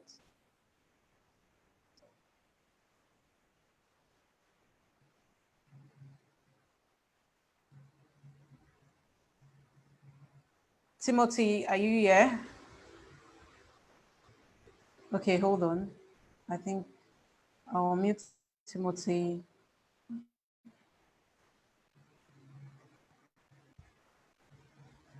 So I'm going to move to the next team if your team is not ready. Timothy, can you say something if you're here? Who is sharing screen? Please, can you stop if you're not ready? Let me move to the next. Odoma is doing that, please. So you would have at least said something, not just to me. So if you're not ready, I can give you, we can come back to you. Just make sure that you need to stop sharing your screen right now. Let's move to the next team. Because you're still loading.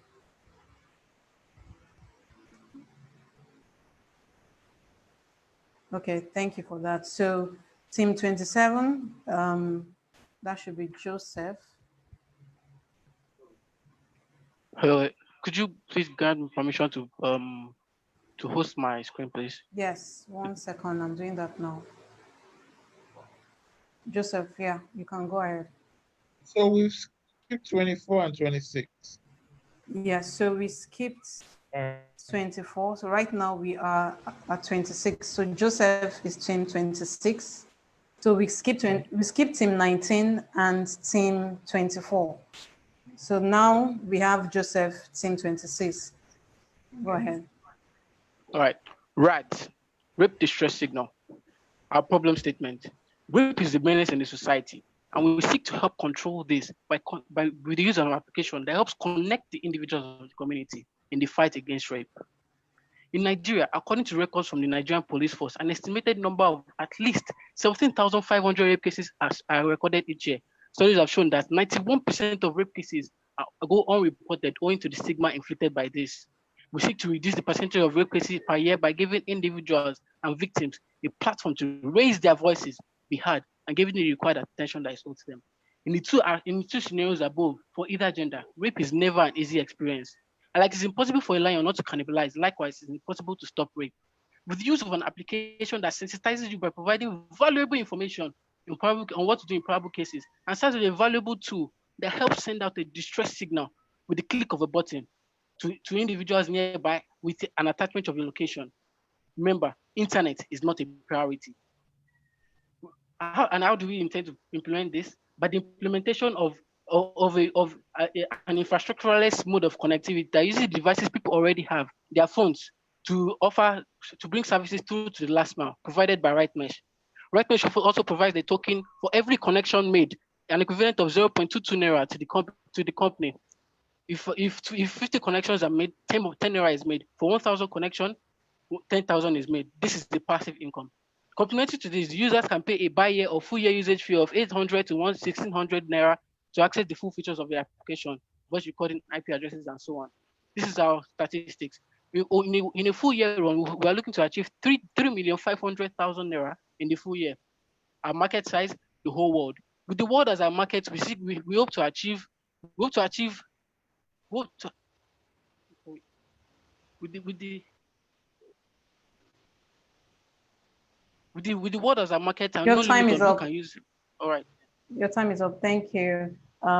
So please stop sharing your screen. Then please team, I think it's team 19, Daniel and Co, please start sharing screen. So now I'm handing this over to Blessing. This is yours. Please stop sharing your screen. Then the other team who we just left, start sharing screen to prepare. So Blessing, this is for you. Okay, hello. Thank you very much for sharing that presentation. The problem you're solving is a very, very important problem.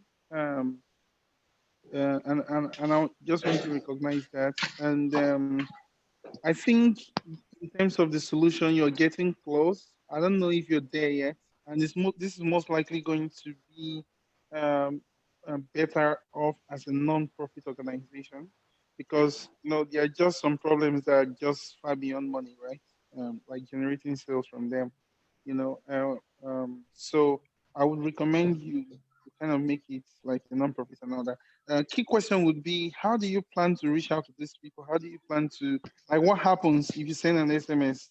Like, what happens exactly? Okay, Like, what's gonna happen? all right, the moment you activate the signal by pressing the power button of your phone 3 times, because that is the fastest way of activation that we know, given the situation.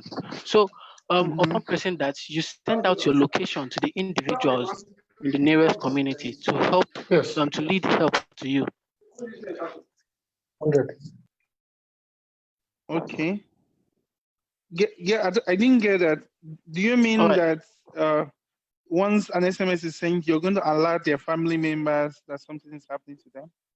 Not their family members, individuals within the immediate surrounding, because their family members may not be close to the location you are at that moment. So upon activation of the signal, you send out the location of the individuals, the user, to the nearest individuals in that vicinity. This way, help will be led to you. That's interesting. That would require a lot of technology to work for us. Anyway, And with no internet, and internet is not necessary with the implementation of a technology known as wireless mesh network. Wireless mesh network. Okay. Yes. Okay. Yeah. I mean, thanks a lot for sharing that. I do recommend you make this a non-profit organization, and it will be interesting to see this solution implemented. Is this something you plan on implementing sometime in the future? Yes, it is. Hence why I introduced this on this platform. Oh, fantastic. Yep. Fantastic. Well done. Okay. Time is up. Thank you. Thank you for that. So I think, Daniel, we're going back. Team 24. One more chance. Daniel and Timothy. Timothy, we're waiting for you, please. So Timothy, we gave you a chance since he was speaking to open this up. So please, can you just start your pitch without the slide? Start your pitch without the slide.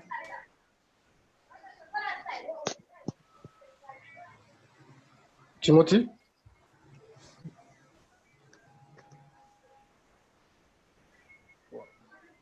Daniel, can't you take the pitch? Okay, I'll go ahead, please. Good. Monetizing it.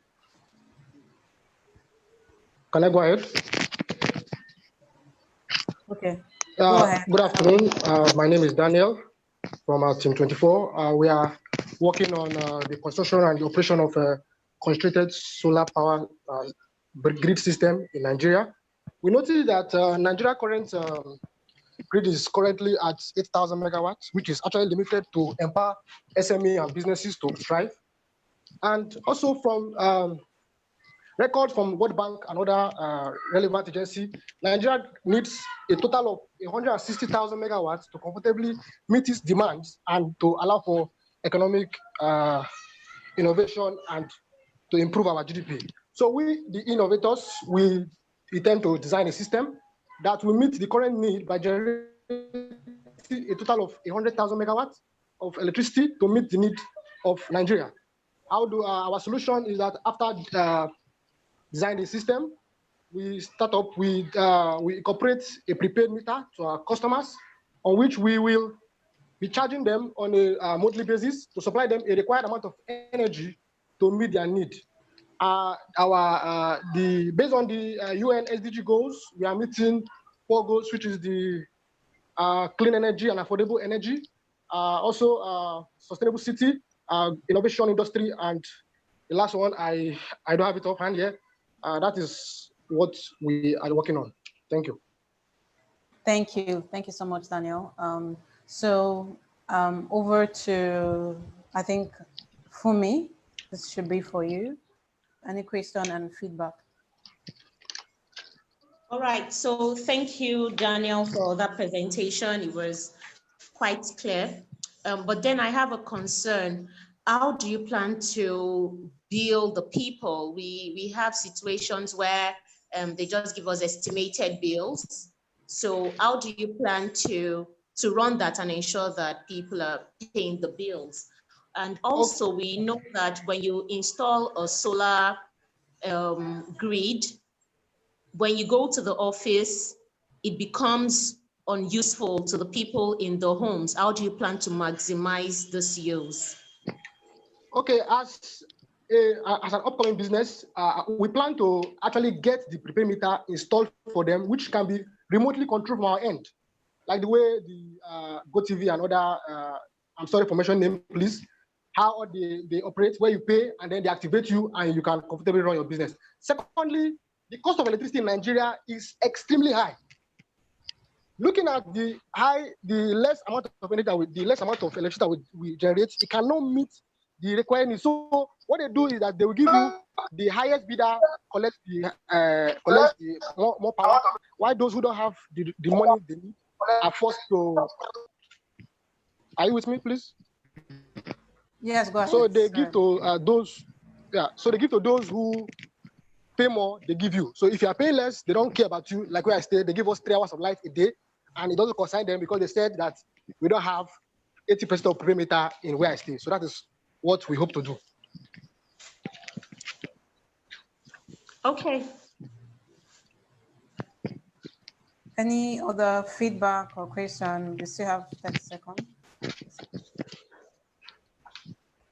Okay, so that's it.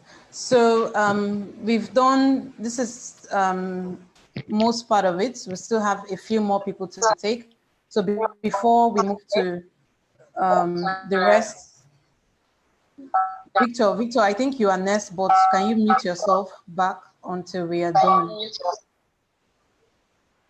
Yes. So I would like to give Andrew the opportunity to share something with us, something very important. Please pay attention. Something is working on that will be very beneficial to everyone. So after that, then please, Daniel, Victor, get ready to go next. Okay, thank you. Thanks a lot, Cynthia. I think I won't take up to a minute.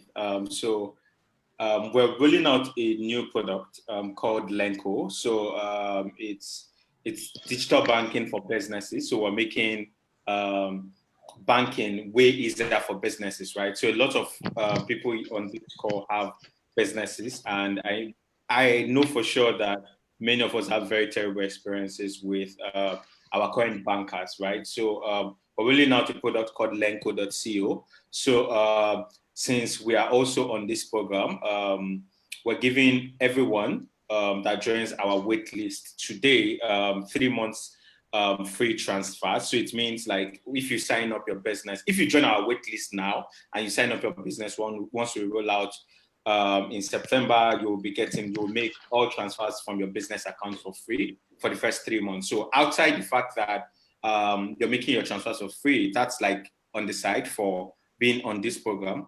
The core problem we're trying to solve with Lenko is we're making it very easy for businesses like yours to open a business account, to operate it, and to literally control it from anywhere, right? So we're just making 10 times better banking, 10 times cheaper banking for businesses. So if you're interested, I dropped the link on the chat.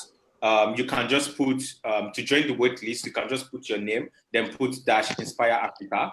Our team will reach out to you once we launch, so that you'll be tagged for the 3 months free transfers that you'll be making from our banking solution. So, and if you have any customized solution you're looking, maybe your business has very specific problem sets that you're looking to solve for, I'll be happy to speak with you. And by the way, it's nice to have you on the call, Abimbola. I'll definitely be reaching out after this call for us to talk. Awesome. All right, thanks a lot. Yeah. Awesome. Thank you so much, Andrew. So make sure you grab that wonderful opportunity, and well done to Andrew and his team on what they're doing.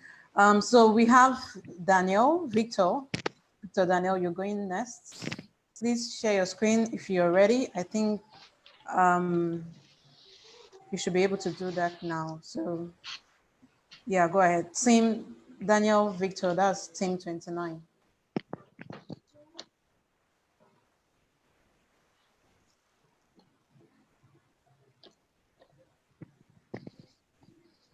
Victor, Daniel, are you ready? Or should we move to the next team? Team 29. Okay, if you're not ready, I'll move to team 30. Team 30, I guess that's Elizabeth, Emmanuel, and Samuel. So you see the reason why I said, please rename yourself. And you know what's on the list is not exactly what I'm saying. I have 2 Elizabeth here. Your name, your surname on the list is not your surname in this Zoom, so I cannot unmute. I don't know which Elizabeth I have to unmute. That's why I said rename yourself, and please rename yourself with what you put for us on the document. So I only have Emmanuel, Elizabeth. Are you okay? Good. Please always rename yourself according to what you have on the list, so I can unmute you. Okay, so yes, Elizabeth, I think you can share screen now. I would unmute your partner, Samuel, shortly.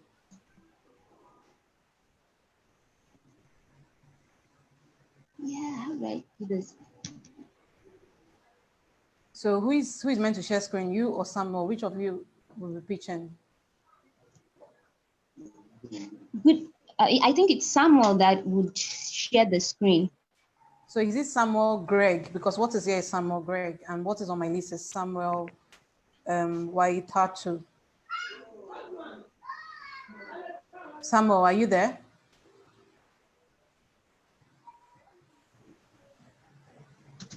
Samuel, are you ready? No response from Samuel. Please, can we come back to group 30, please? Okay. Please, I need you to all be ready. You already have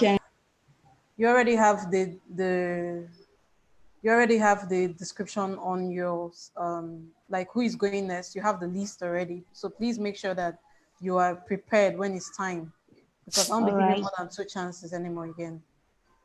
Okay, thank you. Okay. So so the previous team we left, Victor, Daniel, are you ready? I'm ready. I'm ready. Okay. I think I'm ready. I'm ready. You have, I think you have 2 devices on, so we are hearing double sound. So can you log out from one device? Okay. The other device, I can only use it to share my screen. The other one, I'm having issues with my camera. No. Yeah, you can mute the other one. You can mute the other one. Mute one of them.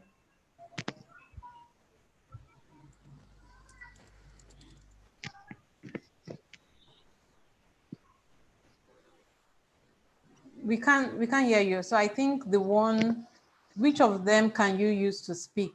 Maybe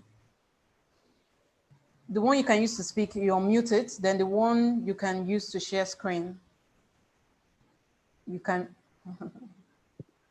Okay, The hold one on. Let me. I can speak is this one presently. Why the one I can use to share my screen is the other one? Oh God. Yeah, mute the one you can use to share your screen. Mute the one you can use to share your screen. Okay.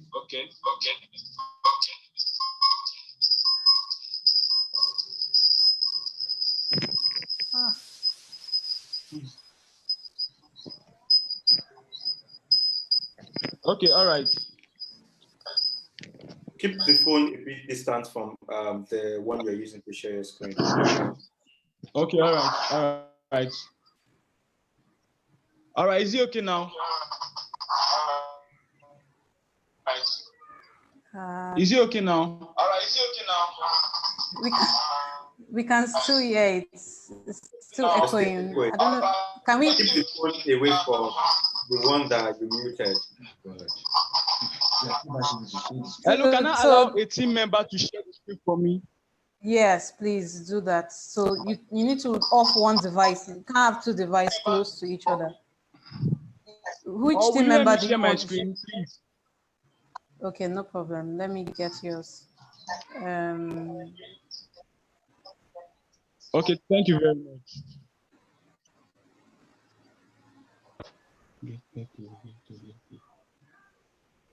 So yours is AgriNet, right?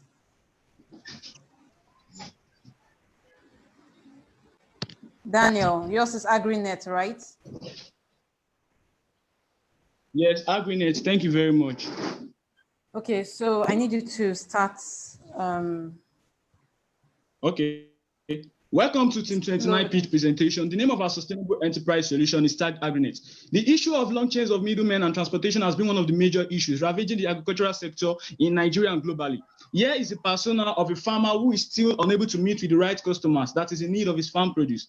Our research tends to show that income of 76% of farmers in the Ilorin southwestern part of Nigeria are negatively influenced due to lack of convenience and affordable transport facilities.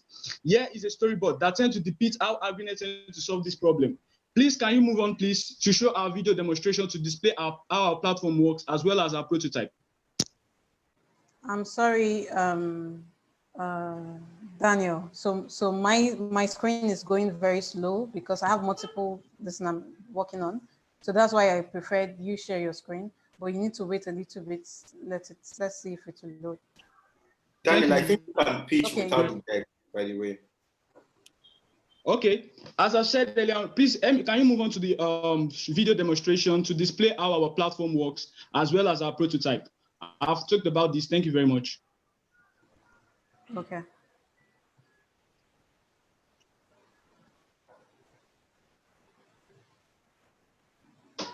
Yeah, this is the video demonstration.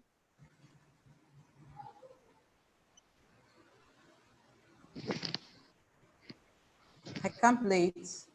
So you can actually play, you have to present. Thank you. Okay.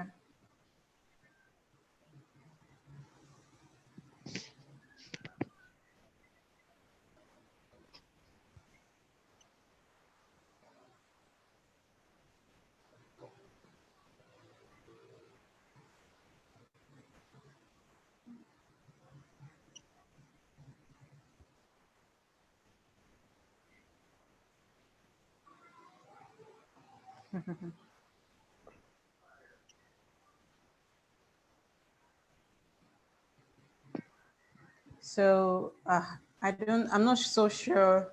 I said maybe I might give you another opportunity, but this is not going to work. AgriNet solution. Hello.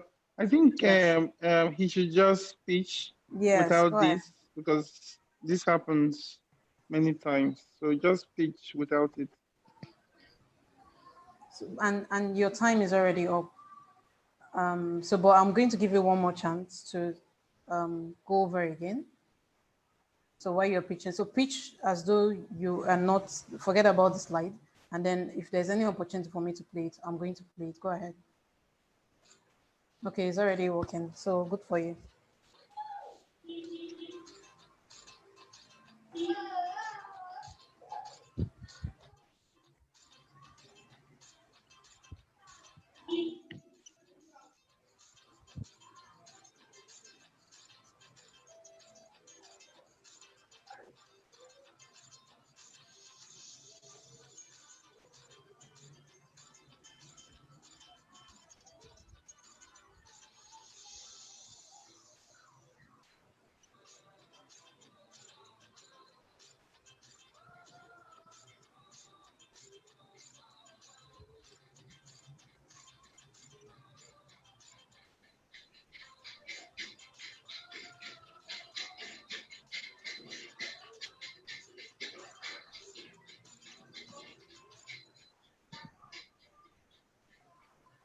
Okay, so that's all. So I'm going to hand this over to Andrew. Please go ahead and ask him questions or feedback. Okay. I don't think I got clearly exactly what the company does, so I would not be able to give any feedback on the company because I barely could hear what he was saying. Okay. Do any person have any question maybe to or feedback for what he has? Completely understand. Hello. I think I would say it seems to me like they spent a lot of time building like this animation. And Yeah, all. we build a prototype, we build a website, we build a mobile app platform as well as a social messenger platform using artificial intelligence. It's just so unfortunate that the presentation didn't go on well. Yeah, I understand. So what do you guys do?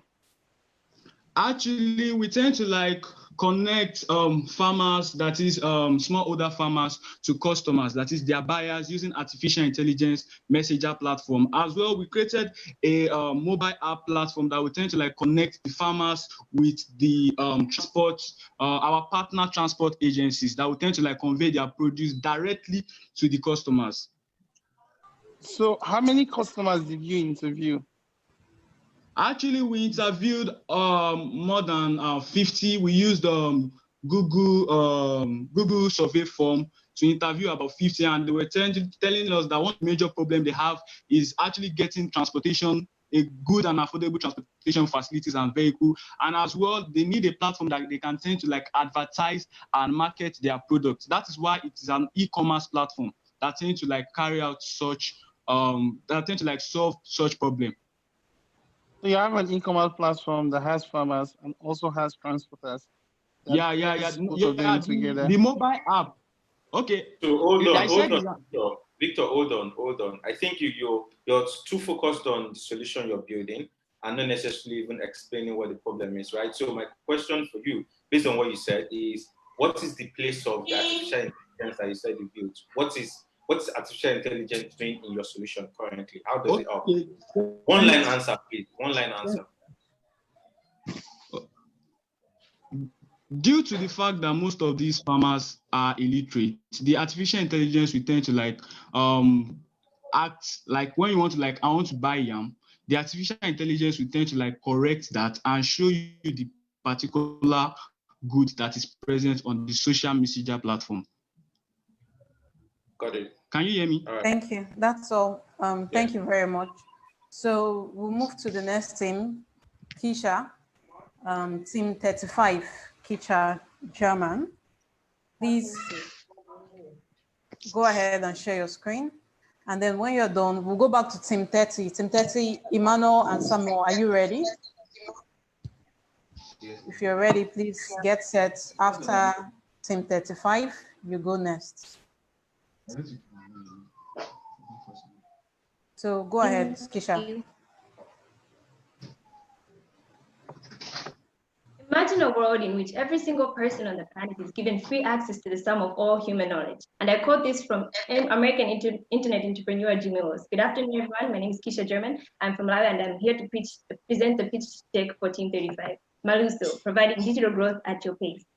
Most youths in Nigeria are currently out of school. This is as a result of the global pandemic. And with this situation at hand, it has caused a digital shift in which employers are changing the job requirements to which the workers need to possess transferable skills, ICT skills, and a mastery of new technologies. As a result of our primary and secondary research conducted by my team, we found out 3 problems in which youth face during online course completion, which is data, time management, and a lack of motivation.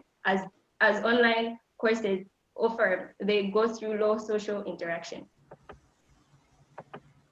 So how might we enable youth to access necessary digital skills within these new COVID-19 realities?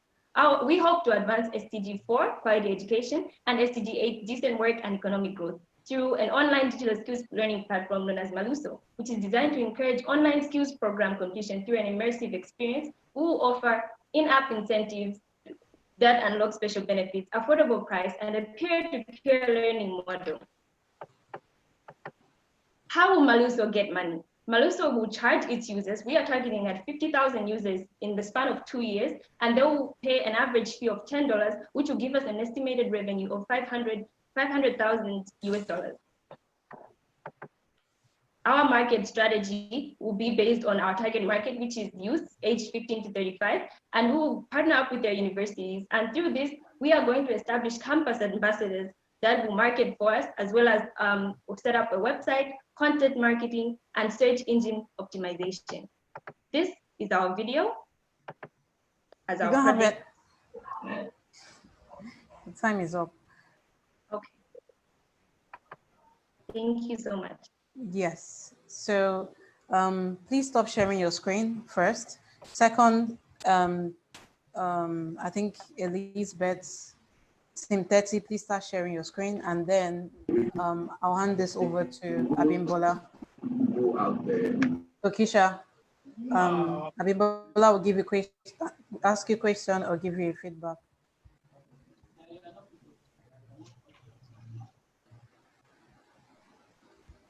Hello, Abimbola, are you there? Or do any of the judges, do you have any questions? Abimbola cannot unmute herself. Can you unmute her? She Oh, just really? Yes. Oh, so sorry about that. So I'll make you co-host back. Okay, so now I think you can unmute yourself. Sorry about that. All right, thank you. Thanks, Keisha. Your plan is really lofty, and it's something that I would hope that you work on continuously. Maybe some of the feedback I'd given earlier regarding how we sell non-urgent but very important services would also apply here. Try to look for the sustainability factors. It's so, so vital. I like your dream of 50,000 people paying $10. Is it $10 a month or $10 a year? We scheduled it at $10 on average, I think a month, because $10 is the average amount spent on data in Nigeria. Yeah. I mean, I'm not talking about the values. I'm just wondering the periodicity of the subscription. Is it once a month? Is it once a year? And will you get your payment upfront once, or you're going to split it? So those are just small, tiny details about collections and payments that you should take note of. But the idea is lovely, and I support it. Thank you. All right. Thank you so much. All right. Thank you. So we're going back to Team 30 again. Last chance, Elizabeth Daniel. Are you ready for your pitch now?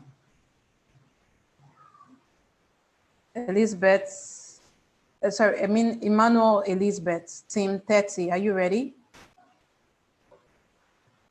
I think you can unmute yourself, or I can help unmute you.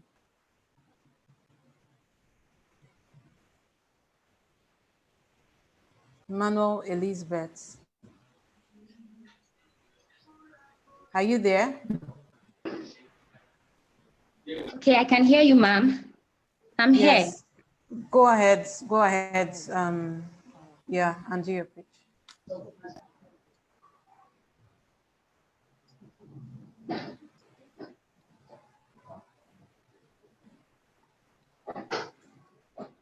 So this is Team 30, just for the record. Okay, please start.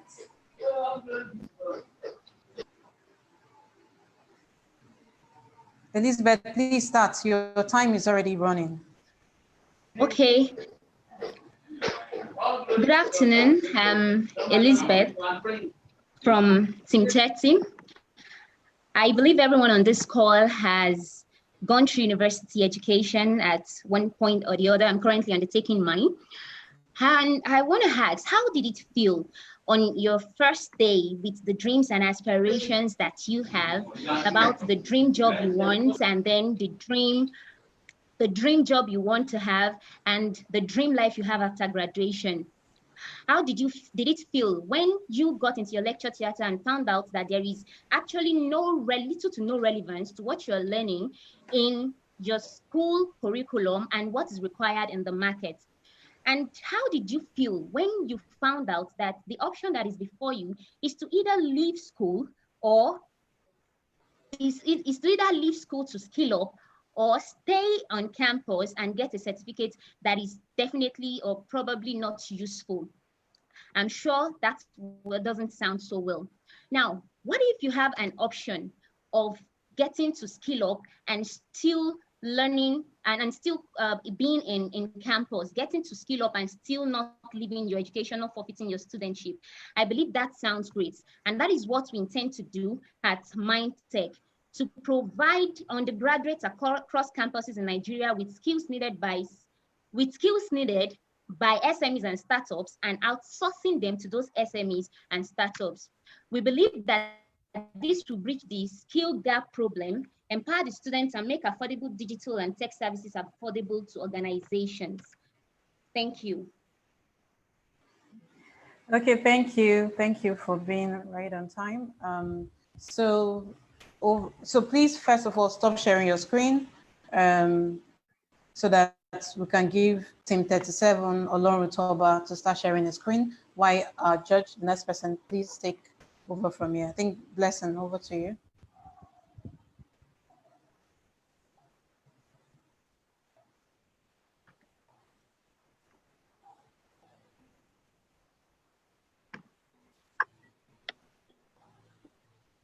Blessing, are you there? Hello? Yeah. Hello? Yes, we can hear you. Yeah.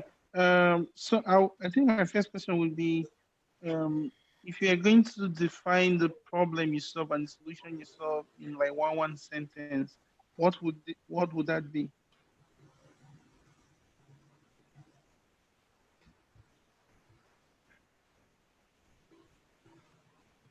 Elizabeth, we can't, so you asked the question, can you answer it? We can't hear you.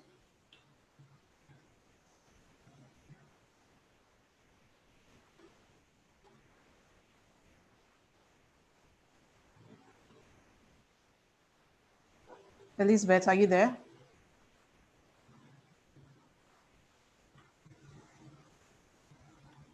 Okay.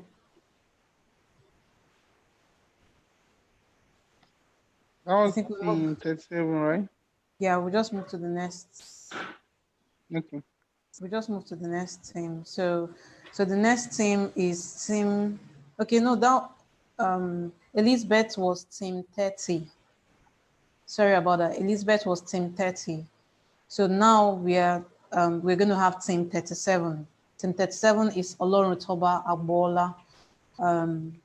Just for the correction, team 37 right now, Oloruntoba Agbola, please. Good afternoon. Can you hear me? Yes, go ahead. Yeah. Good afternoon. My name is Oloruntoba Agbola. I'm presenting for team 37. I present to you Better Farm. Now,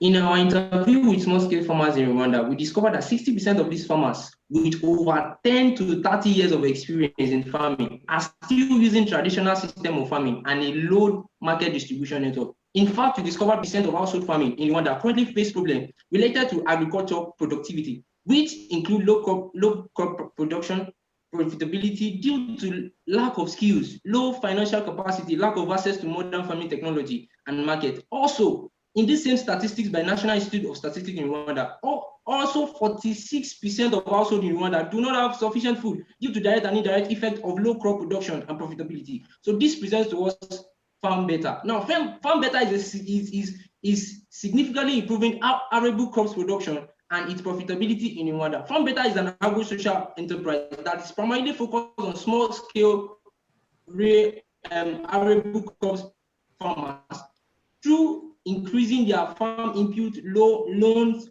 modern farming technology, and a potential market for their farm products. So for the, I'll be sharing this prototype. So this is the prototype. Let us help you reduce the amount of stress you go to while farming and selling your product. So this is the home page. Now we want farmers to connect to us. Oh, please, this stuff is. We want farmers to connect to us. So we want farmers on our network. So farmers have to fill in this process so that they can have access to our product and services. Now, once a farmer connects, we have a database that is for consumers like NGOs, restaurant retailers, for government institutions, schools, shops and stores. Now, when this farmer connect, they have access to our database of consumers. Now, even though we are primarily focused on small scale farmers, we still want to look for a way to make money, because we cannot classify all farmers to a small scale farmer. So we have a standard. Your time is up. Your time is up. Thank you. So Fumi, over to you. Please, can you stop sharing your screen so that Ryan and her team member, team 38, please start sharing your screen. Ryan. So Fumi, over to you. All right, thank you for sharing on Farm Better. I'm not clear on what your solution is, please. Can you give me one liner? So our solution is to provide a digital platform where farmers connect directly with our consumers. Now, our consumers are NGOs, organizations, government institutions, they are school organizations, wholesalers, stores. So now, once these small scale farmers connect with us on our digital platform, they have a direct supply. They will be able to have access to our consumers. Now, for easy flow of their market distribution and for them to have a market income for their product. All right, I understand. I just wanted to be sure what exactly it was. So are you saying that the farmers do not currently have such database, and that's why you're providing that solution? Is that a problem for the farmers? Yes, they don't have such database to move their product to the consumers. Like in Rwanda, they don't have that database to move their product to consumers. So a lot of their product does not really get to the market because they have also lack of transportation means. I said, did you do a survey to ascertain that is the problem they have? We did a survey. We interviewed some some farmers in Eastern Province, Rwanda, and they gave us some data that they gave us some of these data that we actually put up our solutions to. We also look furthermore to contact organizations, agro farms that are working in Rwanda, and we also interviewed them, and they also gave us the same analysis that a lot of small scale farmers cannot get their product to the final consumer because number one, they don't have access to transportation and their goods. Time is up. All right, thank you for that. I need you to still do more research because there must have been a way that they were doing their distribution before now. And they take it to the market. They take it to the market. Yes, they take it to the market. So we are now providing an online marketplace so that they can. Oloritoba, it's okay. She's trying to give you feedback. Please take it and let's move to. Thank you, ma'am. Fumi, are you done? Or would you? Yes, okay. I'm done. Thank you. Okay, thank you. So we'll move to the next team. So that was team 37. So now we are having team 38, Ryan and Oluwafemi. Please go ahead.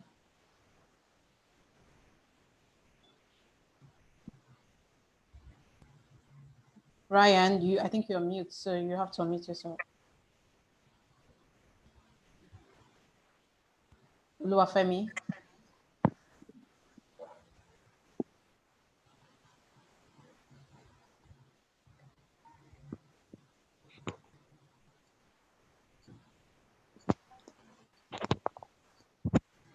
Which of you is presenting? Is it Oluwafemi or Ryan? It's me. It's Ryan, me. Okay, please, can you just start?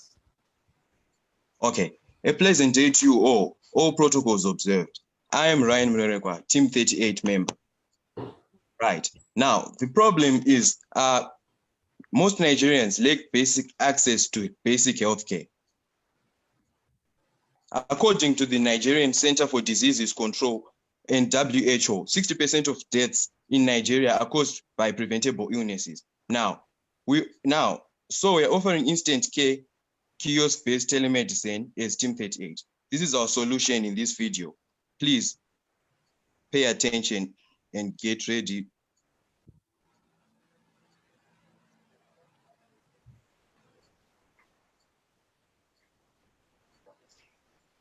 This is our prototype.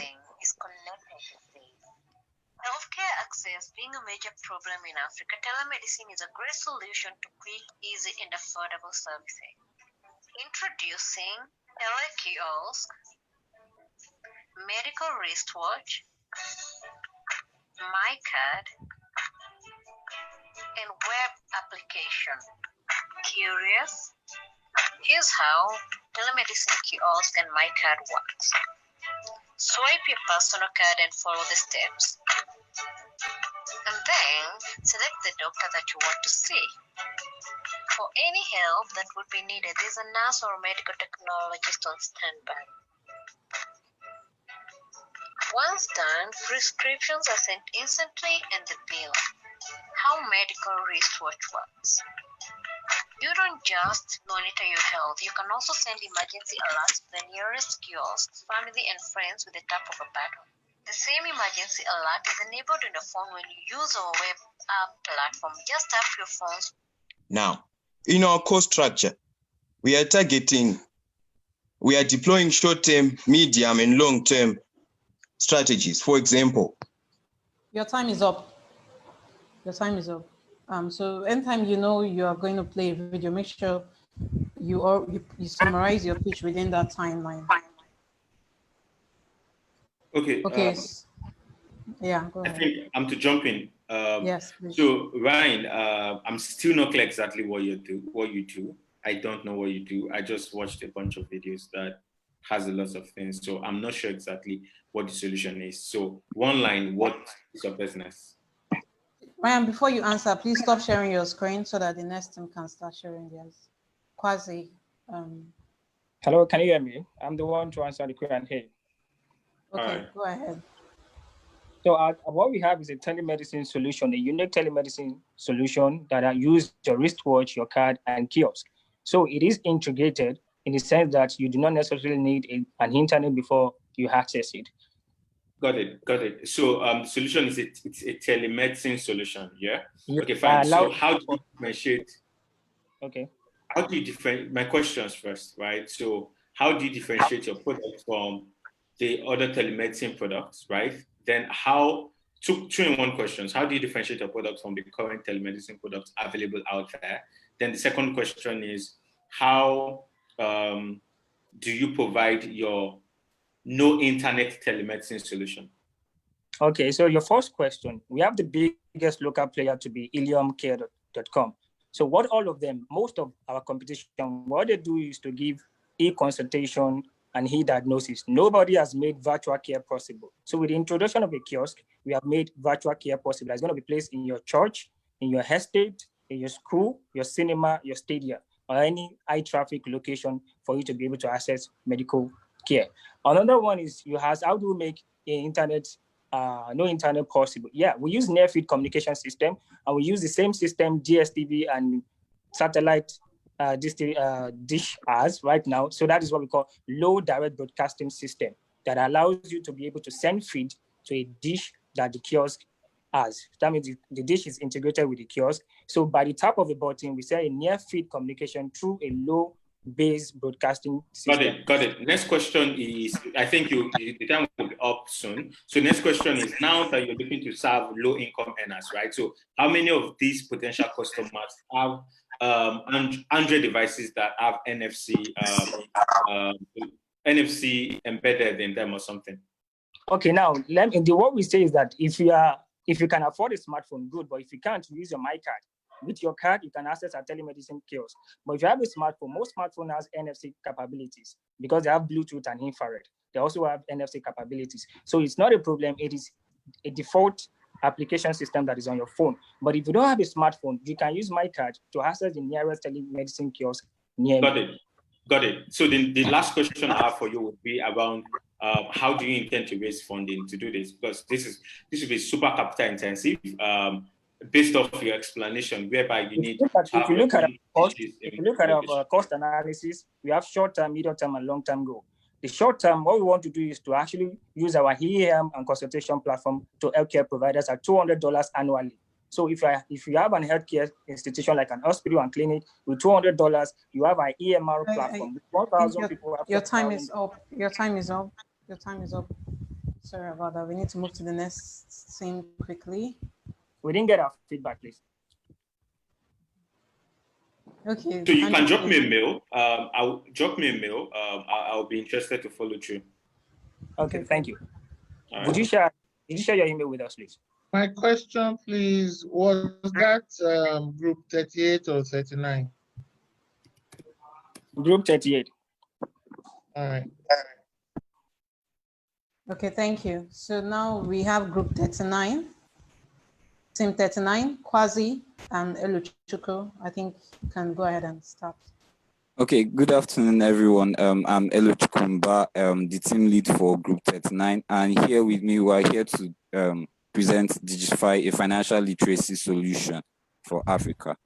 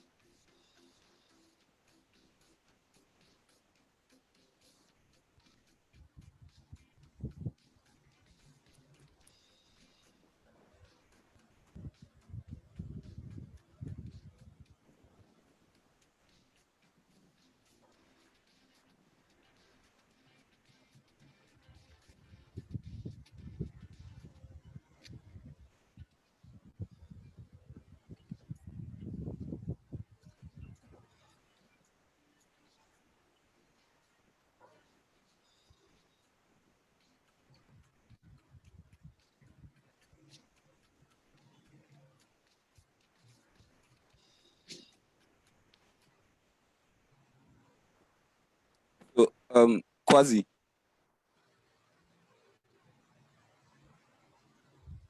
Okay, so basically the problem that we've experienced in Africa is a lack of financial literacy. In the world in general, this is a very big problem, and in Africa it's even worse. You have 2.5 billion people with excluded from financial services, and only 110 million to 130 have access to financial literacy and capacity building.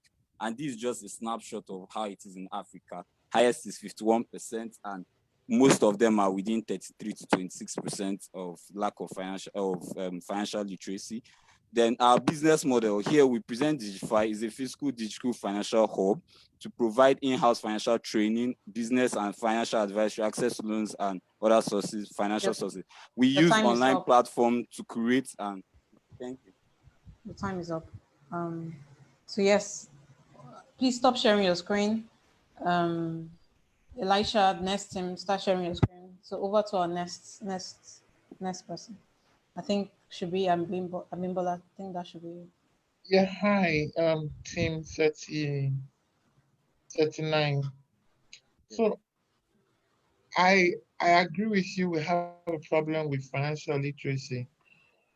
I'm just not sure how you're going to tap into that problem by training people.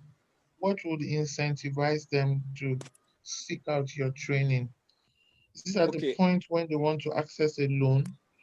And if it is that, because that's what I saw as one of your solutions, if that is it, won't I just go to another party that will give me a loan without the trouble of all this training?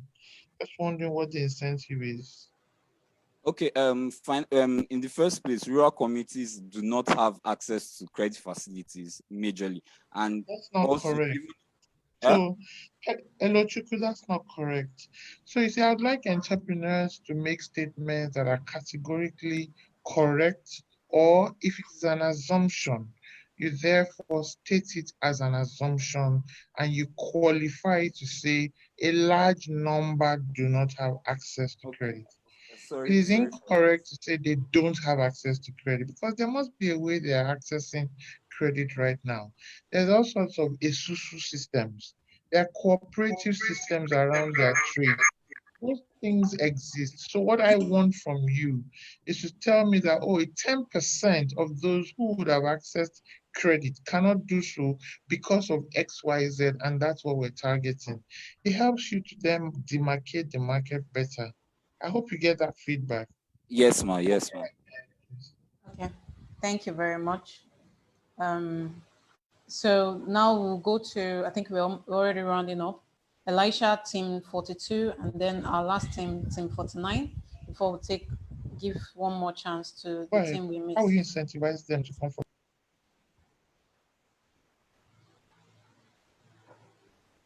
Sorry. Okay. Pardon?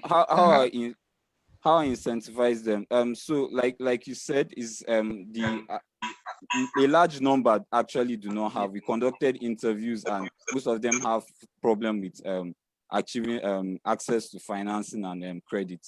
And so what we tend to do is that we train them for that. We also prepare their businesses and businesses to receive funding, and we also provide financial literacy in their local languages for them to understand the concepts and for them to thrive.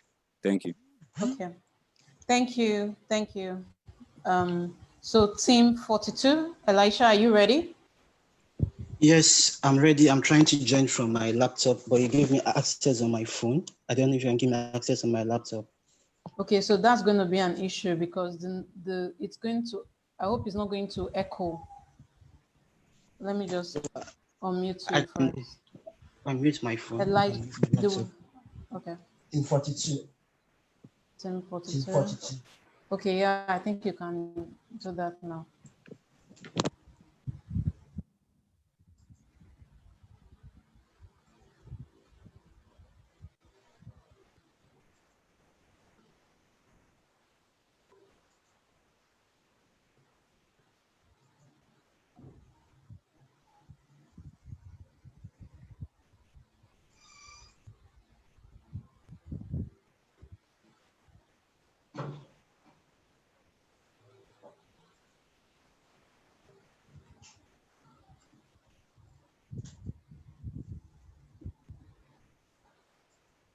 Team 42, please start. Your time starts now.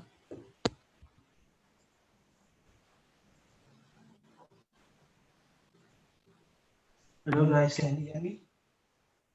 Go ahead.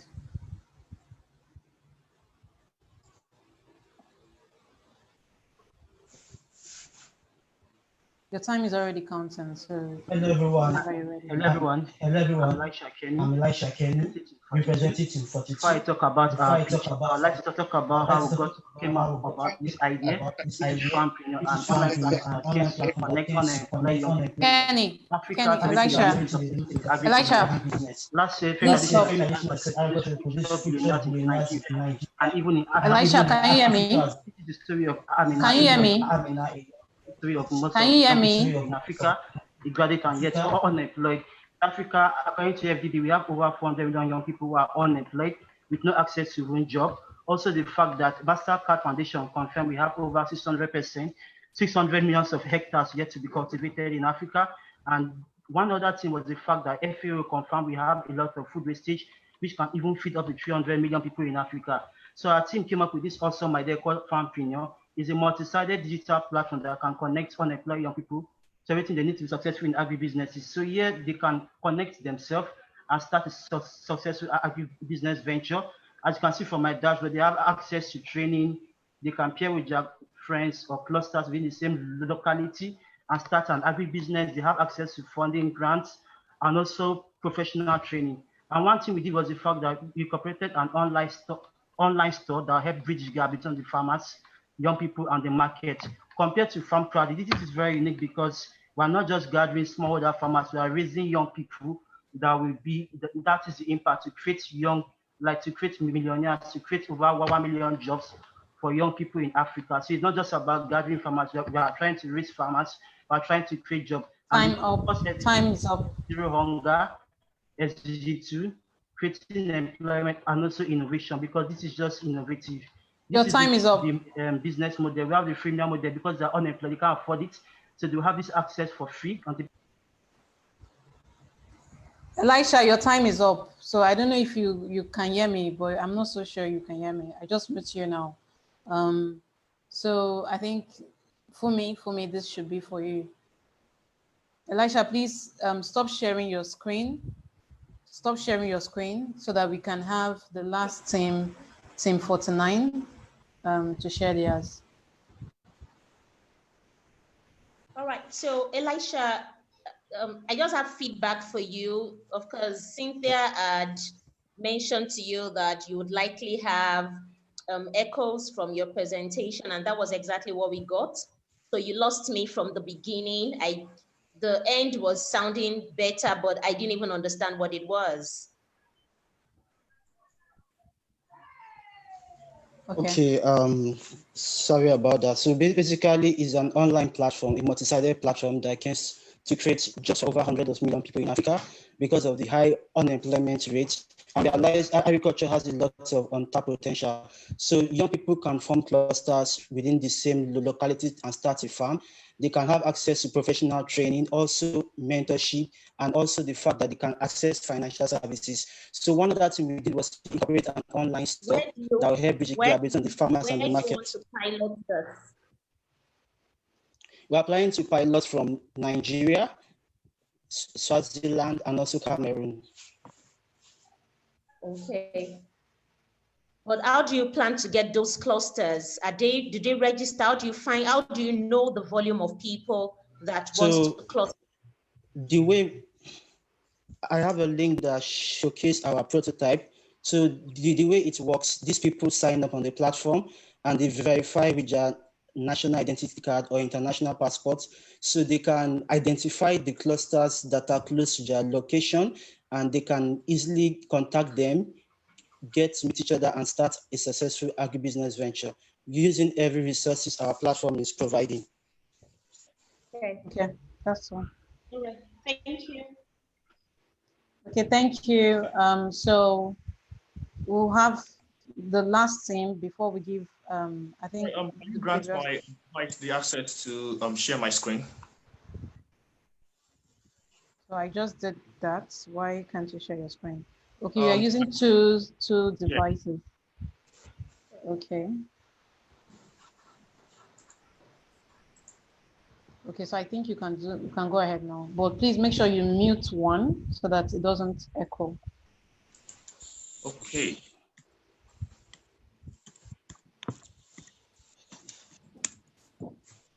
All right, I'm ready. So for the record, this is team 49.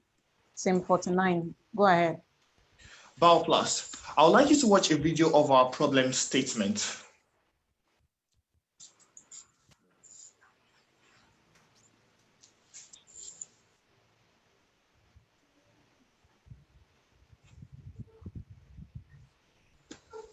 Problem statements. There is an increased rate of plastic pollution in Africa, with Nigeria the leading frontier contributing to 2.6% of the world plastic pollution annually. According to the United Nations, up to 80% of all litters in our ocean is made up of plastic. And by 2050, we will have more plastics in the ocean than fishes.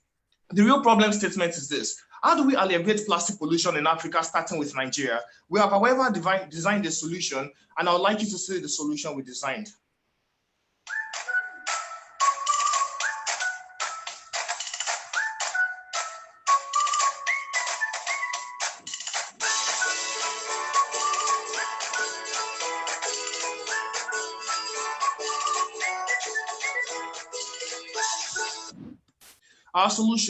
Our solution is to create a plant that turns non-biodegradable plastic waste to degradable plastics. By injecting granulated plastic with enzymes, the enzymes depolymerizes the polymer that holds the plastic together into monomers and also embed itself in the resulting monomers. The enzymated monomers will then be used to make degradable plastics, which will degrade by itself within 200 days after use.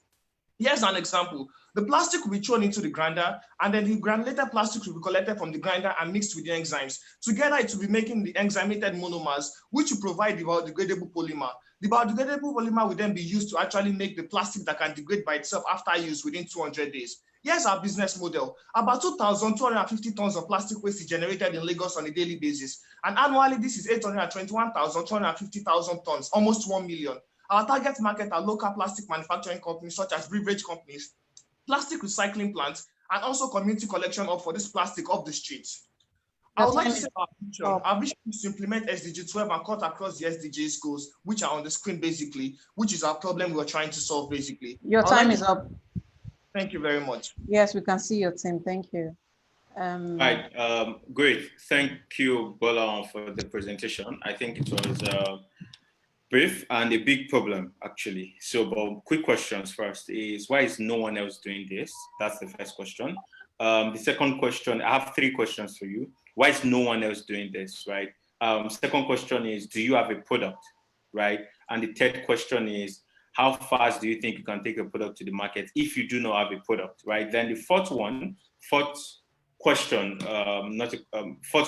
is, you mentioned a whole lot of things around how the process goes. Do you have expertise doing this? Okay, thank you very much. The first question is this. We don't have anyone else doing this because everyone is basically about recycling plastics from one plastic product to another plastics, which is basically causing a lot of problems. This is a new invention we're trying to establish in Africa to solve the problems in Africa. And also the enzymes required to break down the plastics into 100% biodegradable plastics will be gotten from a partner company known as Carbios. We have written to them and we have established a partnership relationship in which they'll be supplying the enzymes to us, while we in Africa will be using the enzymes to biodegrade the plastics completely, which will turn to soil 200 days after use. Okay, my other questions. I think I had a question about, do you have experience or expertise doing this? All right, okay, thank you very much. Well, basically, we've already started conducting trainings for ourselves. We received a starter kit from the partner companies on how to establish a biorecycling plant already. We've gotten examples of where we can get the machineries from to be able to start recycling each one of them. And we've had experience in actually studying the plastic pollution in Lagos precisely, with our team comprising of diverse individuals studying these courses currently. Great. So the next question for you would be, if it takes 200 days for each of the plastic to biodegrade, right? So that means from whenever you launch your business or whenever you go to market, it will take you 200 days before you earn a dime in revenue, correct? Yes. So how do you sustain, okay.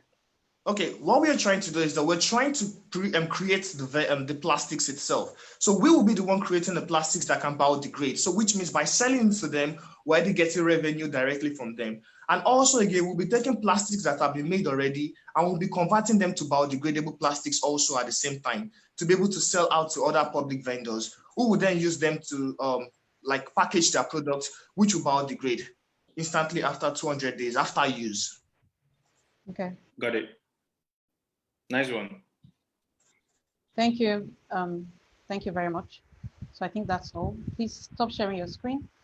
So this was meant to be our last team, but because we skipped team 19, Opeyemi, so we'll give you one last chance. I think Opeyemi gets it. Yeah, go ahead. Can you? So that will be the last team. Go ahead. Yes, can you hear me? Yes. Can you hear me? All right, okay. All right, so according to the World Health Organization, 3 in 10 people suffer from mental illness in Nigeria. That is more than 60 million people. Now, the cases in Nigeria alone is more mental illness cases in the whole of West Africa. As if that is not enough. So Nigeria only has a population of 250 psychiatrists servicing its mental health industry. The national budget given to mental health is just 3%, and there's still a problem of high stigmatization. Social media has not been of great help, as people don't take this issue seriously. A person just said he wanted to commit suicide, and this is the next thing another person commented. So ladies and gentlemen, we present our solution, 19 Health. What we're going to do is we're using artificial intelligence to provide emotional and mental health services to people in need. We're using AI that uses cognitive behavioral therapy. It helps with positive self-perception, suggests behavioral patterns, stimulates a natural therapy experience, and can be used by users on a 24/7 basis. We understand that human contact will be needed. We understand that human contact will be needed to provide a holistic solution. So we are providing a platform for therapists to meet with the patient. We provide helplines and provide support groups.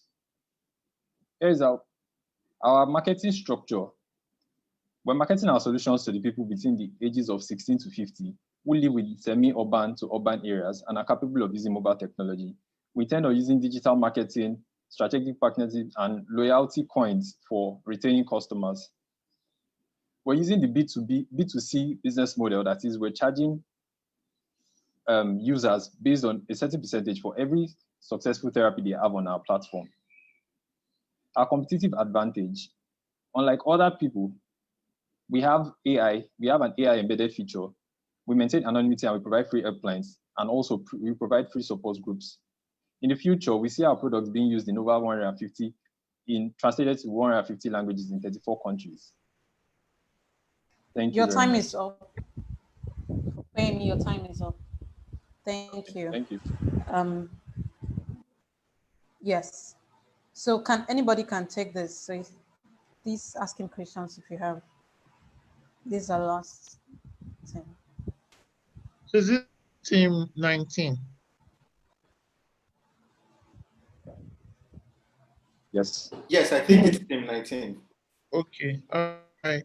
I think it's a much needed solution. Anything that will help to address depression, anything that will help to address mental illness in whatever form, I welcome it. I'm just concerned about your revenue model where you said you would earn for every successful interaction. I'm not sure how you want to measure success, and whether it's just per transaction or per outcome. That is important to clarify. Maybe that would be my question. That's all. Currently, we have the business to consumer model where we are charging a certain percentage for the successful therapy that has been conducted. And eventually, we hope to scale to a B2B model where we can also service No. industry. Just stay with that B2C. The B2C is per successful therapy. But I know that therapy, you're not able to control all of the outcomes for therapy. Therefore, how will you earn money when therapy is not successful? Okay, so let me clarify that. It is per session. So for a user to even meet a doctor, you have to. That's fine. Yeah. All right. It's per transaction. All right.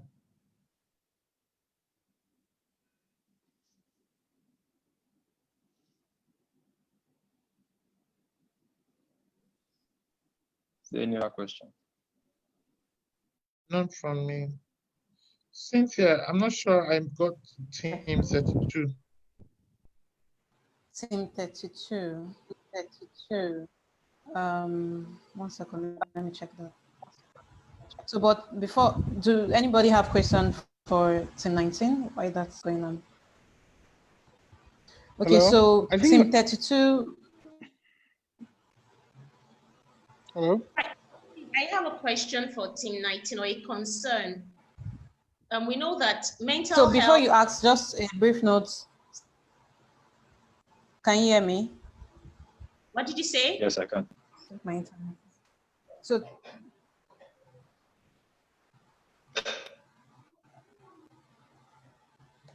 hello?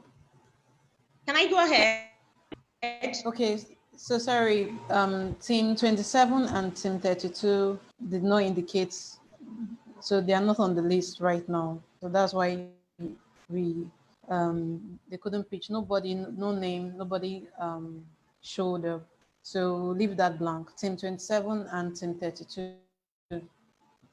Okay, so go ahead. Okay, so Team 19, how do you plan to identify your users?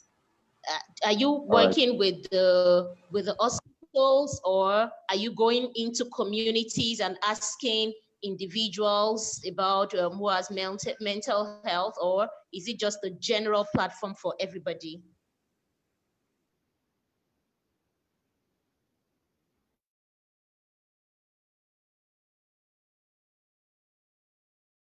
All right, man. So first of all, our addressable markets are people aged within 16 to 50 that live in semi-urban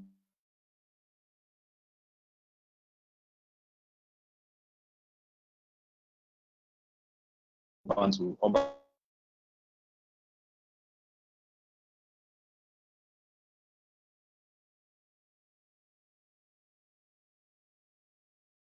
areas and are capable of using mobile technology. So how we intend on meeting these people is by one, strategic partnerships with the HMOs, the hospitals, NGOs such as MANI, ACIDO Foundation,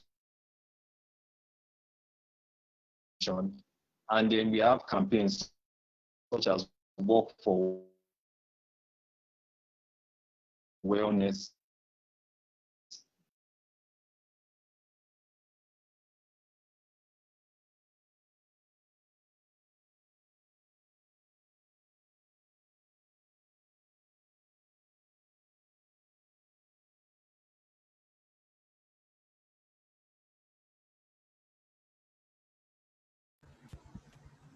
I think you are on mute. I'm not sure. Femi, I think you're on mute. So, okay, let me just help on mute you. Yeah, go ahead. Okay, can you hear me now? Yes, go Okay, ahead. so I don't know if you heard what I said earlier, but No. I said we're marketing our solutions to people. We're marketing our solutions to people within the age of 16 to 50 who live in semi-urban to urban areas and are capable of using mobile technology. Now, how we intend to reach them is by one, strategic partnerships. We're going to collaborate with HMOs, NGOs that focus on mental health, such as Asido Foundation and Mentally Aware Nigeria. And we intend on using digital marketing because to use this in the first place, you should have a mobile phone. So digital marketing is the perfect medium to reach our customers. And for customer retention, we have loyalty coins that we're using to keep these customers at bay. So if you will keep using our AI, which is completely free, the only thing you pay for is the therapy session. You get loyalty coins, and this keeps increasing the more as you use it day by day, or as more often as you use it. Okay. Okay, So, thank you. Okay, so that's all. Thank you so much. Thank you to all our judges and everyone who successfully pitched today. So I would put all our judges in a breakout room right now for about 10 minutes to 15 minutes to just collate and finalize the score. We're going to announce the top 3 winners right now. So I want them to just first spend some few minutes and just discuss about it, calculate the total score, and then they will come back right here. So for the judges, I'm going to open up a breakout room. You will see it will allow you to just click to go join the breakout room. And then once you get in, once you're done, if the time is not up, you can click on leave room. There's a button down there that says leave room, and then you go to leave breakout room so that you come back to this main room. Okay, so I'm opening up that right now. Please have a wonderful time.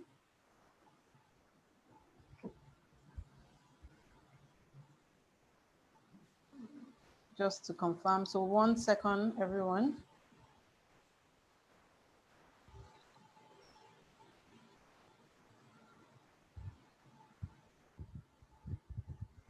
Okay, for me, so you can join the breakout room right now. So I think it should show you the button on your screen. If you're there.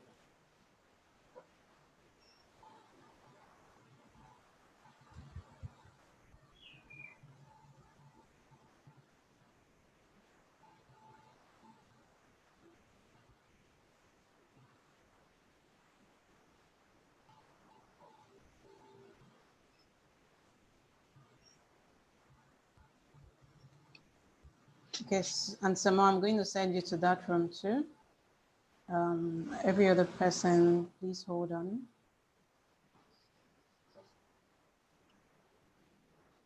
Okay, Samo, I'm assigning you to that room too. Go ahead.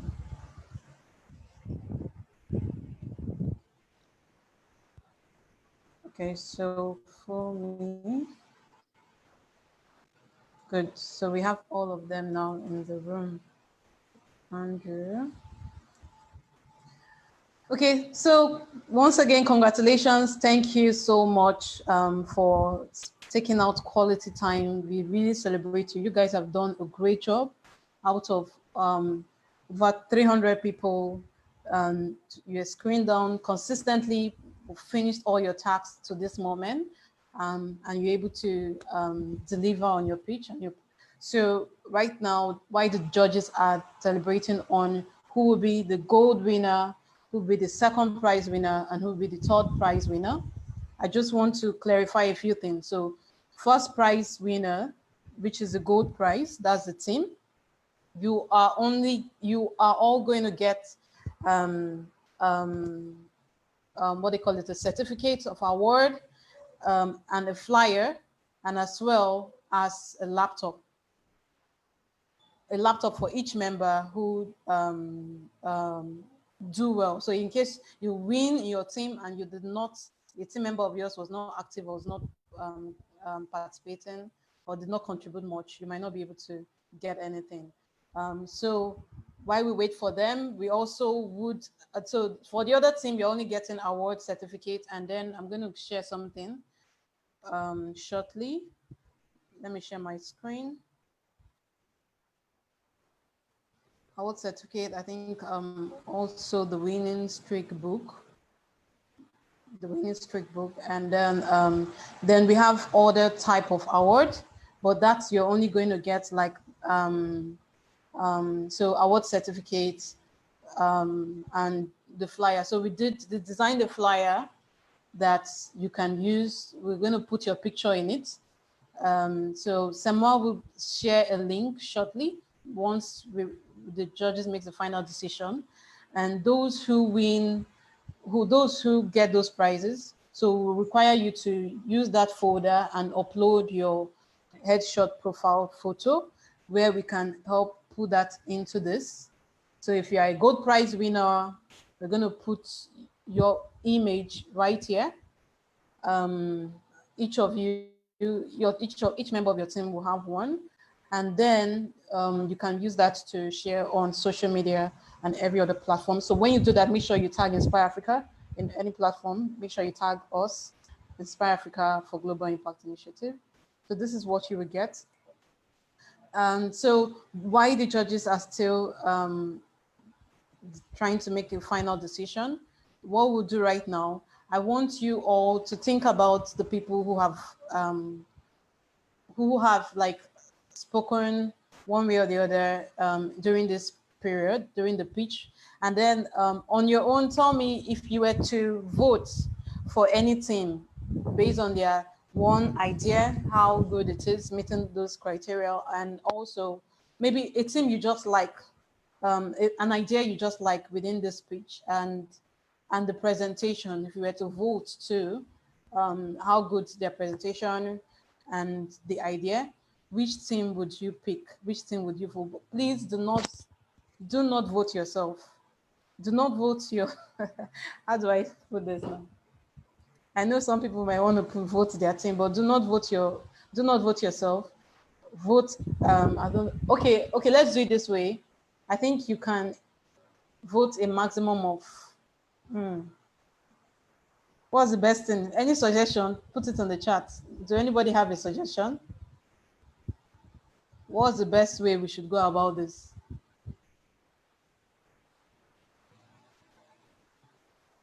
Maximum of 3. Maximum of 3 votes. Or state the concept you like. 2. Okay, good. Yeah, that's what I vote yourself and one other. So you can vote yourself and one other team. That's a good idea. So are we ready? Oh, hold on. I think I would like 1 second. You have forgotten some of the team pitch. Okay. Hold on. Let's see how we can do this.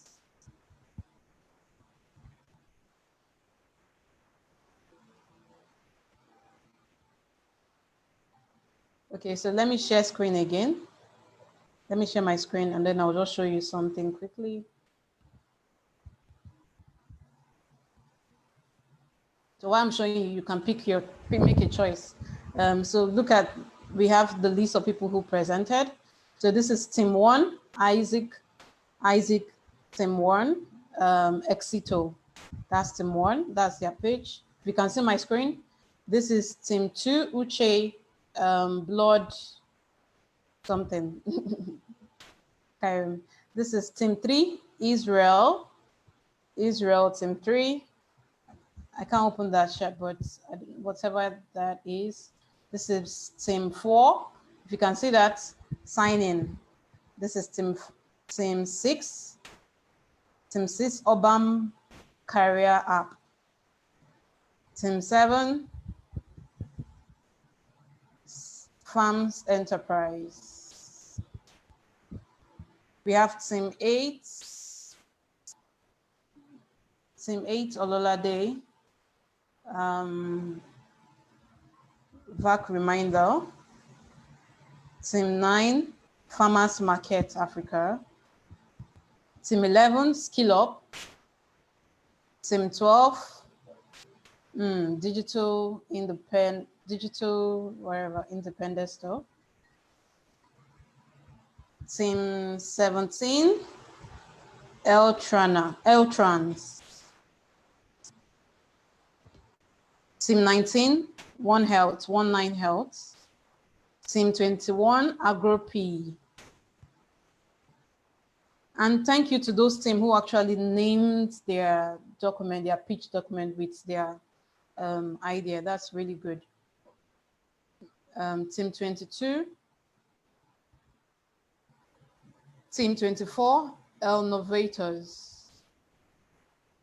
Let me scroll down. Team 26, RADS. Team 29, AgriNect.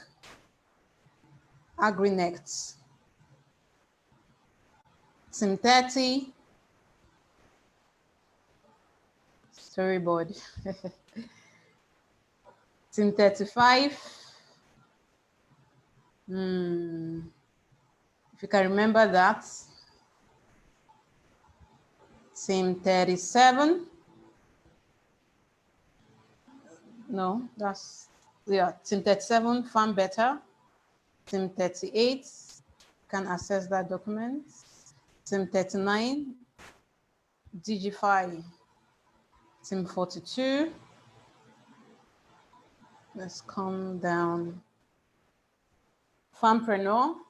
And then finally, Team 49, Bioblast. Okay, so now over to you. I know some of you already put a lot of stuff on the chat.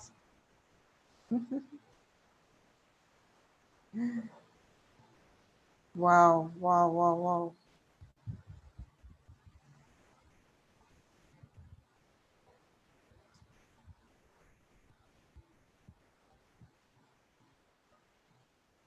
Okay, so why that's still going on?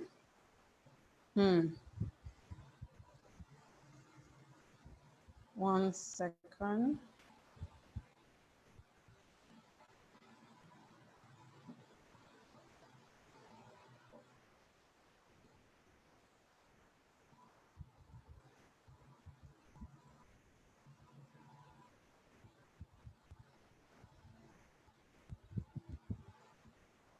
Okay, some people are voting double, so you shouldn't do that so that it doesn't confuse us.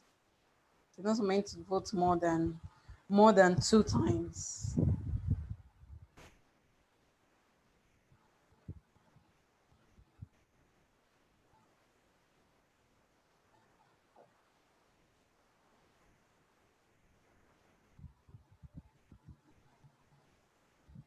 Okay, good. That should be fine now.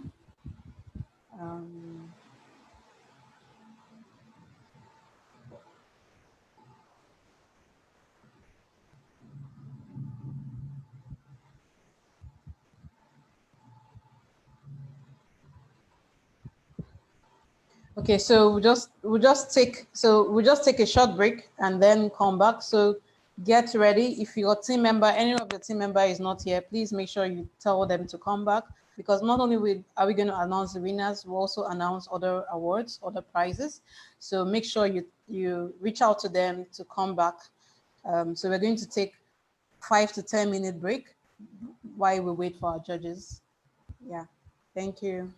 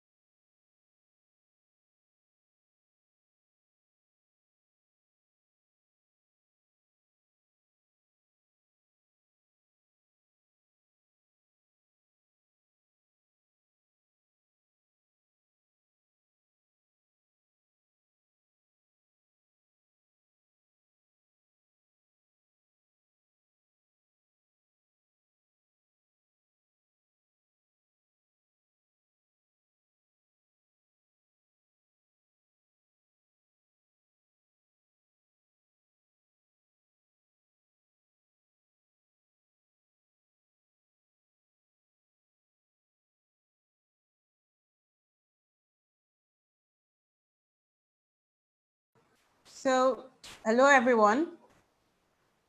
I'm so sorry we took a lot of time. So I hope we are all ready, all set, because I think we're going to announce our final winners right away. And before we do that, please let me know, put on the chat so that I know that people are actually present here right now. For some people, so are you here with us? If you're here, say yes. And can you hear me? Are you ready? If you're ready, say yes. Yes, yes, yes. Good, good, good, good. Okay. Okay. Now is the time. Drums rolling. I'm sorry, I made a mistake. I think I shared my screen while I was scrolling things and then I forgot. Pardon me for that. So I'll just quickly open this up once again. So this is the order. We would start first by one of our judges.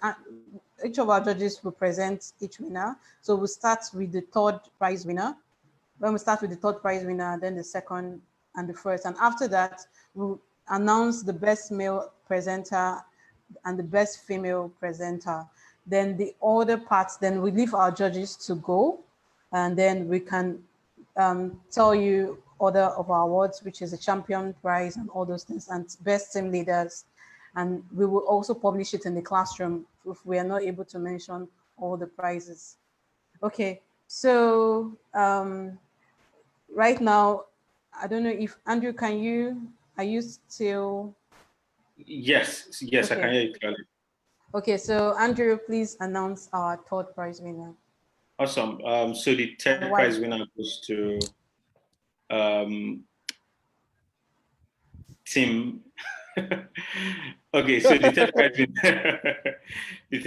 winner, the third prize position goes to Team Maluso.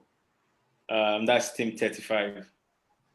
Congratulations. Please give a virtual clap. Virtual clap. Let's see. Give a virtual round of applause. Yes, thank you. Yay. Team 35, congratulations. Okay, so now team, I said team. Second prize winner. Please for me, help us announce our second prize winner. All right, so I'm very excited and honored to be announcing the second prize awardee, and particularly because this team is working to save lives. And if I was going to have new babies, this team would have helped me too, because I'm very good at forgetting about my vaccination. And the second place winner goes to Team 8. Odola Oladele's team. Congratulations. Thank you for helping us. Congratulations, Team 8.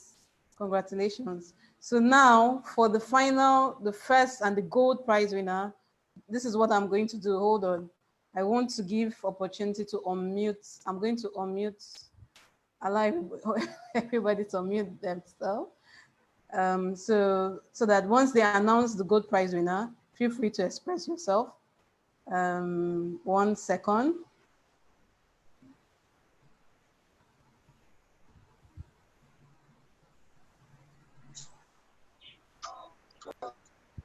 Okay, so go. Oh. No, hold on. Hold on. Okay. So participants are able to unmute themselves. So once you announce the gold prize winner, feel free to express yourself. Okay, go ahead. Lesson over to you. Okay. Okay. For the gold prize winner, we have selected a team that took our time to build a prototype in such a short time and had a very clear understanding of the market. And then they also are targeting really very important SDG goals and all that. So for our first prize today, For tonight. Goes to team. I don't know what's happening to my mouth.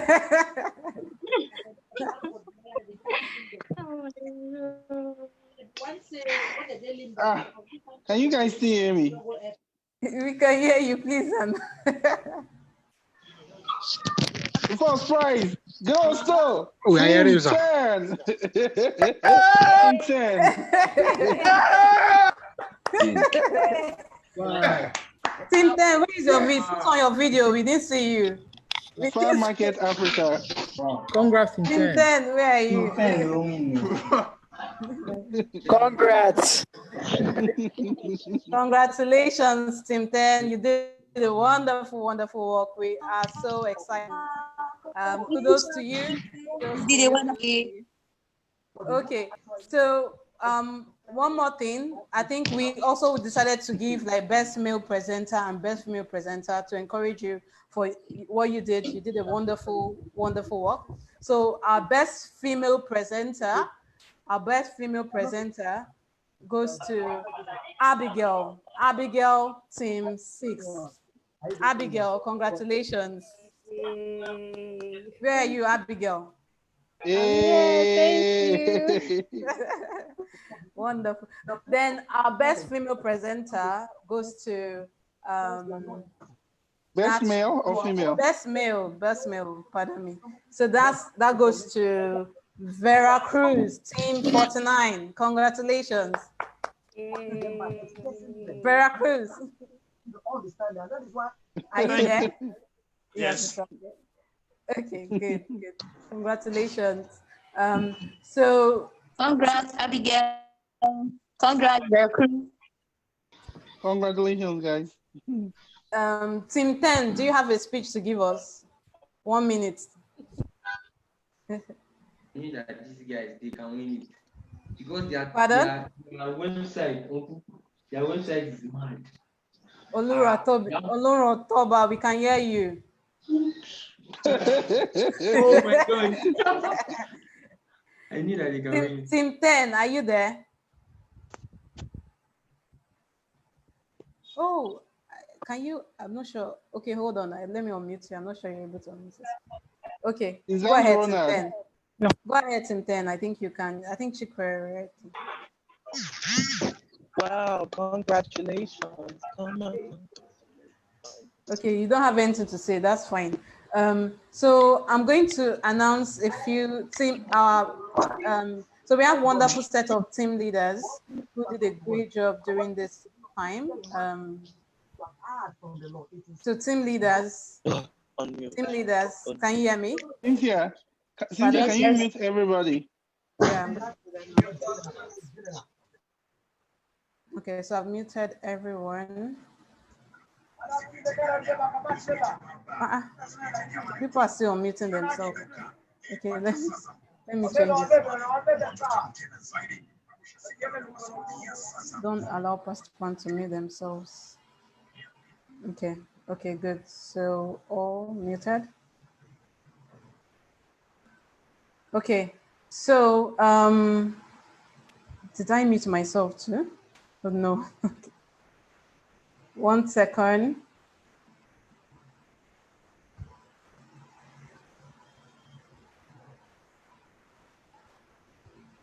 So we have wonderful, team leaders who did very well this period. We're able to pull their team members together, and they were able to complete all the tasks given to them. And also they had very good reports from their team members. So we asked that you do your participants peer tracker or assessment.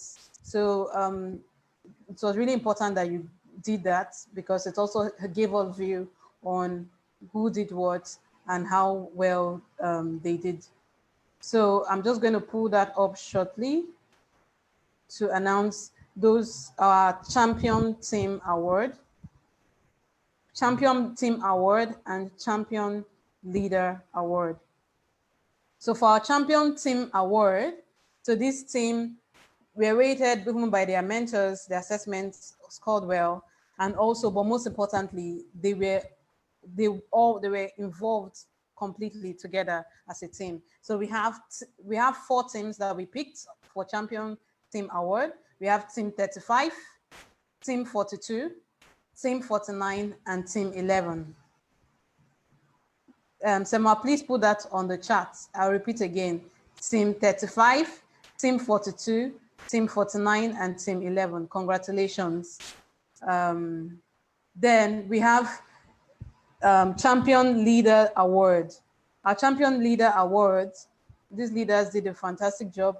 We are giving that to, also out of the 14 something teams we have 5 major, we selected 5 major team leaders that did a great job. I hope you guys can hear me. Okay, so 5 major leaders. So we have team 11, Joshua Oludiji, team 11. Congratulations, Joshua. Team 42, Tokoni Dogubo. Team 35, Jolayemi Toby. Team 49, Sheriff Oyerami. And team 37, Olorutoba Abola. Congratulations, Champion Team Leader Award. So you will get your certificate and you will get your team flyer, team badge, award badge. And then we have most committed team members. We also selected about 6 people who went the extra mile, even though either they did most of the tasks, or their team were not committed all through, but they still were able to pull through to the end. They still were able to give their best, did a lot of work, or they were very encouraging or supportive to the team. So based on the score for that, we have Tarilade Tonkiri. We have Veracruz Francis, team 49. Evans Mobong, team 6. Joseph Oluwatobi, team 26. Chikwereti, team 10. And then Precious Apesiri, team 22. Congratulations. Sema, please put those lists down there. We'll still publish that in the classroom. And then one more, we have highly commended team reports. Some of you did your report, your team folder, arranged it in the way we wanted you to do, which was really good, really impressive.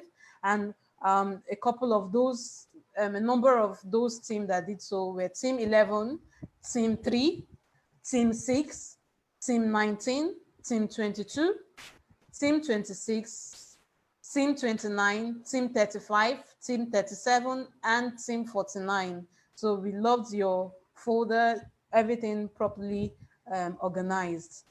And then we have honorable mention. This honorable mention are people in their team who at least gave their best to the work, either with support or without support, but they were able to stay true. Some of them, their team members were not even committed at all, but they kept doing it with whoever that was available. They kept pushing through. So, and we are giving honorable mention, and some of you too, under honorable mention, were teams that had good scores, good assessment from your mentors, and we're supportive in that journey. So we have Oyodeji Julius, team 12, Bashidi, team 19, Bioku Precious, team 37, Chris Jim, team 7, Daniel, team 24, so Daniel Omo Bariola, team 24, Daniel Makoni, team 4, Eguchuku Melody, team 29, Emmanuel Elizabeth, team 30, Ifeoluwa Adesoka, team 38, Isaac Popola, team 1, Maria Ebenezer, team 7, Namso Esu, team 21, Saratu Ishaya, team 15, Uche Chuku Ukadike, team 21, and finally, Victor Daniel, team 29. So we will definitely send this out again to publish it in Classroom, I want to say a big congratulations to you all. Someone please put the link of the folder, the Google Drive folder that they would use to upload their picture. So we want you to upload your picture so that we can create your badge and send it to you. And then you can announce it on social media everywhere of your award. And then, but for the final team and every other person that will need to reach out, so we'll reach out to you within the next 1-2 weeks with your certificate. But for the other team, based on your prizes, we will not contact you until after 1 month, because we still have to round up, sort out a lot of things before sending prizes. So either within 1 or 2 months, you would hear back from us. Okay, so that's all. I want to give a few people an opportunity to say something. If you're interested to say something, any words, tell us about your experience, what you enjoyed about this program, or any final words. Whoever is interested, let me know, please. We just have time is all good. Anyone, you can raise your hand directly on the Zoom chat. So Sema just posted the link to the Google Drive folder. We'll also post it on the Classroom again. Please make sure you upload your profile picture, put the name on the profile picture, name it as you want it to appear in your document. And please, 2 names is okay. 3 names are usually too long. But please name it.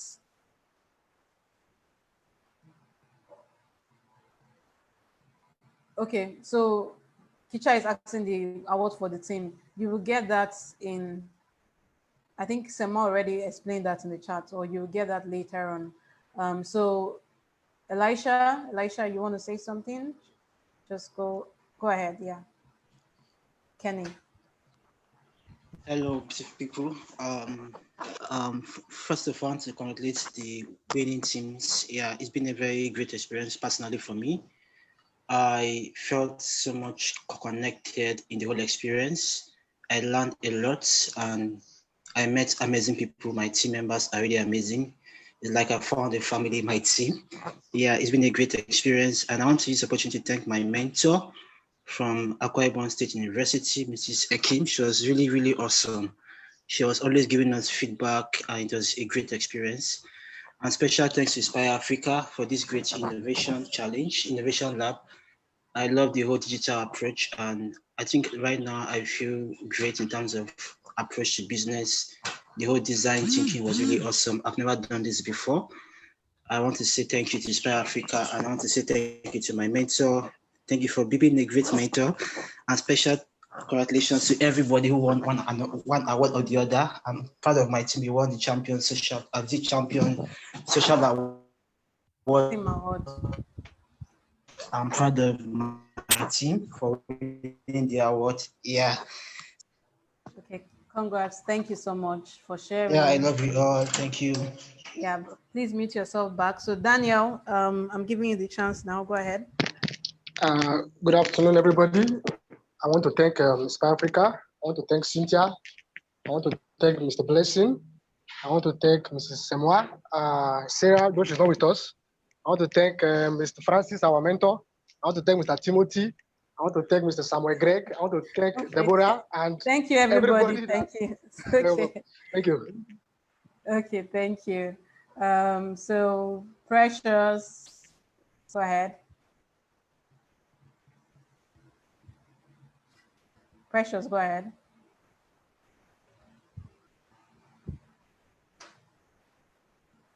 Precious, are you there?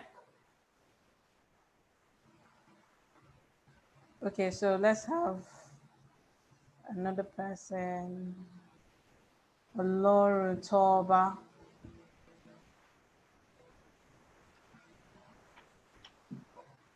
Good afternoon, all. Laura, yeah. Can you hear me? Yes, go ahead.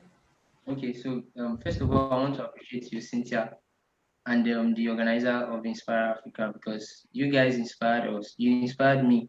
I have never worked with a wide range of team like this, and I must say that I connect very deep with a lot of my team members, and I'm very happy, even if we did not win, but the learning process means like I won, and even being able to qualify for the leadership and some other prizes that few of my teammates were also part really means that we work very hard, sleepless nights, phone calls, data. I want to appreciate you, Cynthia, and then also personally, I think I reached out to you on Instagram, so I want to connect with you and I want to build more relationship, even with everyone here. Thank you very much.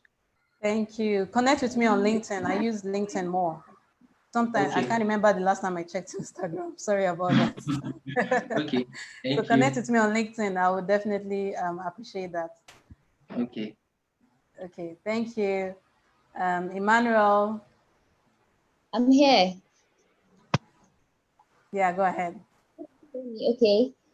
I would first like to say a big thank you to IGL team for the opportunity given to us. It's been a wholesome journey all the way. And I would say big congratulations to Team 10 and every other person that's actually had gotten an award or a medal from this. And then I would also love to thank Mentor Steven from Kenya. He did a very good job with our team. And even if there would be another opportunity to repeat something like this, I'm looking forward to it. Thank you so much for this opportunity. Thank you. The winners of this please know that I would like to have a one-on-one chat with you next week. A one-on-one chat. I want to be able to learn about your experience and also you to give us feedback to help us improve this experience for other people. And also if there are other opportunities that we would like to expose to you. So we'll have a one-on-one chat. Samuel will send a link to sign up for that moment, either one-on-one or we'll have a group chat. So winners, please, once you send that link, please pick a time slot that we can meet next week, okay? Thank you. So Israel, I'll just do Israel one more and then we end the call. Hello, can you hear me? Yes, go ahead. Good afternoon, everyone. Cynthia, I really want to appreciate you. Thank you.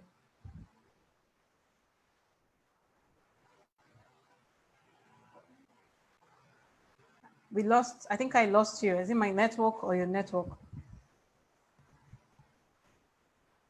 Israel, are you there?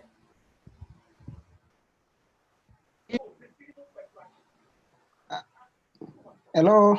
Yeah, are you there? Yes, please. Can you yes, I'm here. Can you hear me? Can you hear me now? Yes, I can hear you now. Okay, I said I want to say a big thank you and shout out to you especially, and to Blessing, to the to every members of the team of IGL. It has been an awesome period, and then I appreciate the team you put me into with the diversity and with the level of intelligence of the people I met there. It was great, and our mentor also, Olubenga Ogunbowale. It was great. It was nice. It was an enlightening session here with you in Nigeria. So I'm happy. Thank you. I think we'll talk more on LinkedIn and through mail. Okay, good. So please sign up for that one session. I want to hear directly from you guys on a couple of things that can help us improve the program and how we can also continue to collaborate in any way. So we're going to have an interview with you next week. So I'll be speaking with you and every other team members who won the award.